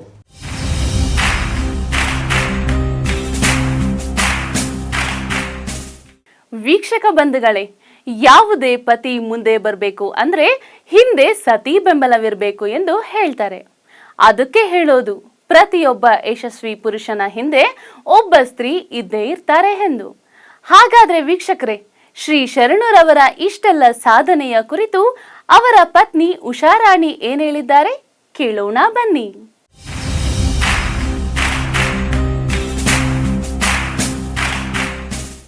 ಪ್ರತಿ ಸತಿ ಒಂದಾದ ಭಕ್ತಿ ಹಿತವಪ್ಪದು ಶಿವಂಗಿ ಅನ್ನುವಂಥ ಮಾತನ್ನು ಹೇಳ್ತಾ ಇದ್ದೀವಿ. ಅಂತಂದರೆ ಯಾವುದೇ ಪತಿ ಮುಂದೆ ಬರಬೇಕು ಅಂತಂದರೆ ಹಿಂದೆ ಸತಿ ಬೆಂಬಲ ಇರಬೇಕು ಅಂತ ಹೇಳ್ತಾರೆ. ಅದಕ್ಕೆ ಹೇಳೋದು, ಪ್ರತಿಯೊಬ್ಬ ಯಶಸ್ವಿ ಪುರುಷನ ಹಿಂದೆ ಒಂದು ಹೆಣ್ಣಿರ್ತಾಳೆ ಅಂತ. ಇವತ್ತು ಶರಣವರು ಈ ಸಾಧನೆಯ ಹಿಂದೆ ಅವರ ಮಡದಿಯ ಪಾತ್ರ ಏನಿದೆ ಅಂತ ಅವ್ರ ಮುಖಾಂತರನೇ ಕೇಳೋಣ. ಮೇಡಮ್, ಇವಾಗ ಶರಣವರು ಈ ಒಂದು ಕ್ಷೇತ್ರದಲ್ಲಿ ಕಾರ್ಯನಿರ್ವಹಿಸಬೇಕು ಅಂತಂದರೆ ಬಹಳಷ್ಟು ಸಮಸ್ಯೆಗಳಿರುತ್ತೆ. ಆ ಮನೆಗೆ ಬರೋದರಿಂದ ಹಿಡಿದು ಪ್ರತಿಯೊಂದರಲ್ಲಿ ಲೇಟ್ ಆಗ್ತಾ ಇರುತ್ತೆ. ನಿಮ್ಮಿಬ್ಬರ ಮಧ್ಯದಲ್ಲಿ ಆ ಒಂದು ರಿಲೇಶನ್ಶಿಪ್ ಯಾವ ಥರ ಇದೆ ಈಗ? ತುಂಬ ಖುಷಿಯಾಗಿ ಇರ್ತಿದ್ವಿ. ಯಾವ ಲೇಟಾಗಿ ಬಂದಿದ್ದೀವಿ ಅಂತ ನಾನು ಕೇಳ್ತಾ ಇರಲಿಲ್ಲ. ಅವ್ರನ್ನ ಗಂಡನ್ನಾಗಿ ಪಡೆಯೋದಕ್ಕೆ ಪುಣ್ಯ ಮಾಡಿದ್ದೀನಿ. ಆಮೇಲೆ ಅವರಿಷ್ಟು ಹೆಮ್ಮೆಯಿಂದ ಎಲ್ಲ ಹೋರಾಡಿದ್ದಾರೆ, ಎಲ್ಲ ಮಾಡಿದ್ದಾರೆ. ಅವ್ರ ಬಗ್ಗೆ ಹೇಳ್ಬೇಕಂದ್ರೆ ಅಷ್ಟೊಂದೇನಿಲ್ಲ ರೀ. ಅವ್ರ ಬಗ್ಗೆ ಹೇಳ್ಬೇಕಂದ್ರೆ ತುಂಬಾ ಇದೆ. ಅವರೆಷ್ಟು ಜನರ ಮನಸ್ಸು ಗೆದ್ದಿದ್ದಾರೆ ಅಂದರೆ ಭಾಳ ತುಂಬ ಖುಷಿಯಾಗಿದೆ ನನಗೆ. ಅವ್ರ ಪತ್ನಿಯಾಗಿ ನಾನು ಇಷ್ಟೊಂದು ಹಾರೈಸ್ತಾ ಇದ್ದೀನಿ. ತುಂಬ ನನಗೆ ಅವರು ಬಂಗಾರದಂತ ಹಿಂಗೆ ಮುಂದುವರಿಲಿ, ಎಲ್ಲರ ಮನಸ್ಸಿಗೆ ಗೆಲ್ಲಿ ಅಂತ ಭಾವನೆನ ಇನ್ನೂ ದೇವ್ರ ಹತ್ರ ಬೇಡ್ತೀನಿ. ಅದೇ ನಂದು ಆಸೆ. ಇನ್ನೂ ಎತ್ತರವಾಗಿ ಬೆಳೀಲಿ, ಹೀಗೆ ಎಲ್ಲ ರೀತಿ ಸಂತೋಷವಾಗಿರಲಿ, ಎಲ್ಲನೂ ಇನ್ನೂ ಹೆಚ್ಚಾಗಲಿ ಅಂತ ಆ ದೇವ್ರ ಹತ್ರ ಬೇಡ್ತಾ ಇದ್ದೀನಿ ಅಷ್ಟೇ.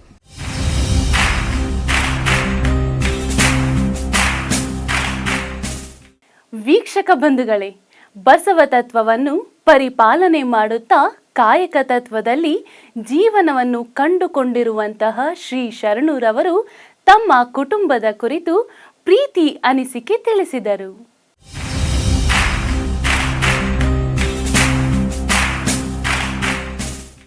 ಬಸವ ತತ್ವವನ್ನು ಪರಿಪಾಲನೆ ಮಾಡ್ತಾ ಕಾಯಕ ತತ್ವದಲ್ಲಿ ಜೀವನವನ್ನು ಕಂಡುಕೊಂಡಿರುವಂಥ ಶರಣವರು ಇವತ್ತು ಕುಟುಂಬದ ಸದಸ್ಯರೊಂದಿಗಿದ್ದಾರೆ. ಅಂದರೆ ಕುಟುಂಬದ ಸದಸ್ಯರ ಜೊತೆ ನಾವು ಮಾತಾಡ್ತಾ ಅವರೆಲ್ಲರೂ ಹೇಳ್ತಾ ಇದ್ರು, ಶರಣ್ ಅಂತಂದರೆ ನಿಜಕ್ಕೂ ನಮಗೆ ಬಹಳ ಅಕ್ಕರೆ, ಅಭಿಮಾನ, ಪ್ರೀತಿ. ಅವ್ರ ಮನೆಯ ಮಗ ಅನ್ನೋದಕ್ಕಿಂತ ಈ ಮನೆಯ ಕಲಶ, ಈ ಮನೆ ಹೆಮ್ಮೆ ಅಂತ ಹೇಳ್ತಾ ಇದ್ರು. ಇದೆಲ್ಲದರ ಮಧ್ಯದಲ್ಲಿ ಕುಟುಂಬದ ಸದಸ್ಯರಂಗೆ ಬರೀತಾ ಇರುವಂಥ ಶರಣ್ ಅವರು ತಮ್ಮ ಇಡೀ ಕುಟುಂಬದ ಬಗ್ಗೆ ಏನು ಹೇಳ್ಬೋದು ಅಂತ ನೋಡೋಣ. ಕುಟುಂಬ ಅನ್ನೋದಕ್ಕಿಂತ ಅವರು, ನಾನು ಹೆಚ್ಚಿಗೆ ಸಮಾಜದಲ್ಲಿ ಇರೋದ್ರಿಂದ ಸೊ ಮನೆಯಲ್ಲಿ ಜಾಸ್ತಿ ಟೈಮ್ ಕೊಡೋಕ್ಕಾಗಲ್ಲ. ಸೊ ಅವರೆಲ್ಲ ನನಗೆ ಜಾಸ್ತಿ ಸಪೋರ್ಟ್ ಮಾಡೋದು ಅವರೇ.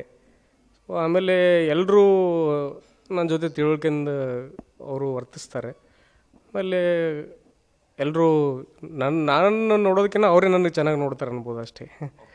ಇಡೀ ಕುಟುಂಬ ಒಂದೇ ಮಾತಲ್ಲಿ ಹೇಳಬೇಕು ಅಂತಂದರೆ, ಇಡೀ ಕುಟುಂಬದ ಕುರಿತಾಗಿ ಒಂದೇ ಮಾತಲ್ಲಿ ಹೇಳಬೇಕು ಅಂದರೆ ಏನು ಹೇಳ್ತೀರಾ ನೀವು? ಒಂದು ಮಾತಲ್ಲಿ ಹೇಳ್ಬೇಕಂದ್ರೆ ಇದೊಂದು ಜೇನುಗೂಡು ಥರ ಅಷ್ಟೇ.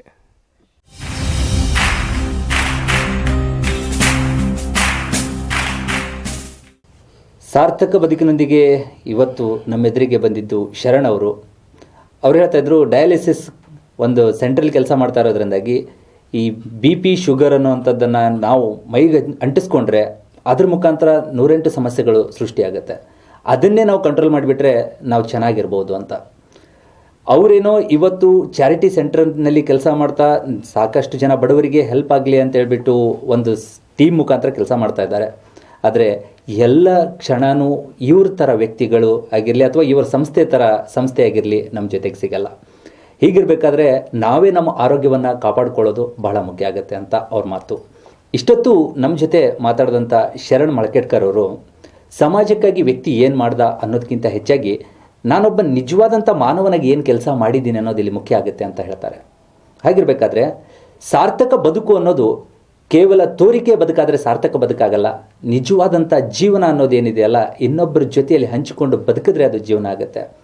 ಹೆಸರು ಮಾಡಬೇಕು ಅಂತ ಹೊರಟವರಿದ್ದಾರೆ, ದುಡ್ಡು ಮಾಡಬೇಕು ಅಂತ ಹೊರಟವರಿದ್ದಾರೆ. ಎಲ್ಲೋ ಒಂದು ಕಡೆ ಮಂಕುತಿಮ್ಮನ ಕಗ್ಗದಲ್ಲಿ ಬರೀತಾರೆ, ಅಕ್ಕಿಯೊಳಗ ಅನ್ನವನ್ನು ಮೊದಲಾರು ಕಂಡವರು, ಅಕ್ಕರದ ಬರಹಕ್ಕೆ ಮೊದಲಿಗದ ನಾರು, ಲೆಕ್ಕವಿರಿಸಿಲ್ಲ ಜಗತ್ತನ್ನಾದಿ ಬಂಧುಗಳ, ದಕ್ಕುವುದು ಯಶಸ್ಸು ನಿನಗೆ ಮಂಕುತಿಮ್ಮ, ದಕ್ಕುವುದು ಜಸ ನಿನಗೆ ಮಂಕುತಿಮ್ಮ ಅಂತ. ಇಷ್ಟು ನಾವು ಬರೀ ಹೆಸರು ಮಾಡೋಕೆ ಹೊರಟ್ರೂ ಅಲ್ಲ, ಆದರೆ ಯಶಸ್ಸು ಅನ್ನೋದು ಯಾರಪ್ಪನ ಸೊತ್ತೂ ಅಲ್ಲ. ಅದರ ಜೊತೆಯಲ್ಲಿ ನಾವು ಮೊದಲು ಮಾನವನಾಗಿ ಬದುಕಬೇಕು ಅಂತ ಸಾರ್ಥಕ ಬದುಕಿನಲ್ಲಿ ನಮ್ಮ ಜೊತೆ ಕುಳಿತುಕೊಂಡು ಬಸವ ವಾಹಿನಿಯ ಮೂಲಕ ತಮ್ಮ ಅಭಿಪ್ರಾಯಗಳನ್ನ ಹಂಚಿಕೊಳ್ತಾ ಸಮಾಜಮುಖಿಯಾಗಿ ನೀವು ಕೂಡ ಬೇರಿರಿ, ಮುಖವಾಡದ ಬದುಕನ್ನು ತೆಗೆದಿಟ್ಟು ಬದುಕ್ರಿ, ಸಮಾಜಕ್ಕಾಗಿ ನೀವೇನಾದರೂ ಕೊಡುಗೆ ಕೊಡ್ರಿ, ಆವಾಗ ಇಡೀ ಸಮಾಜವೇ ಸ್ವಾಸ್ಥ್ಯವಾಗಿರುತ್ತೆ, ಚೆನ್ನಾಗಿರುತ್ತೆ ಅಂತ ತಮ್ಮ ಮುಕ್ತವಾದಂಥ ವಿಚಾರಗಳನ್ನು ನಮ್ಮ ಜೊತೆ ಹಂಚಿಕೊಂಡಿರುವಂಥ ಶರಣು ಮಳಕೇಡ್ಕರ್ ಅವರಿಗೆ ನಾವು ವಾಹಿನಿಯ ಪರವಾಗಿ ತುಂಬ ಹೃದಯದ ಧನ್ಯವಾದಗಳನ್ನ ಅರ್ಪಿಸ್ತೀವಿ. ಶರಣಾರ್ಥಿ.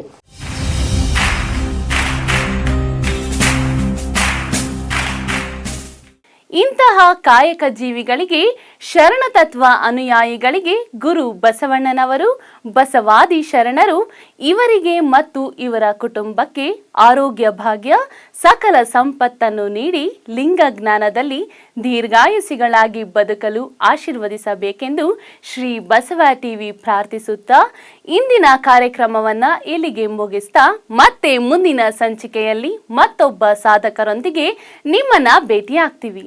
ಆದ್ರೆ ಅಲ್ಲಿವರೆಗೂ ನಿರಂತರವಾಗಿ ನೋಡ್ತಾ ಇರಿ ಶ್ರೀ ಬಸವ ಟಿವಿ. ಇದು ಸಂಸ್ಕಾರದ ಬೆಳಕು. ಶರಣು ಶರಣಾರ್ಥಿ.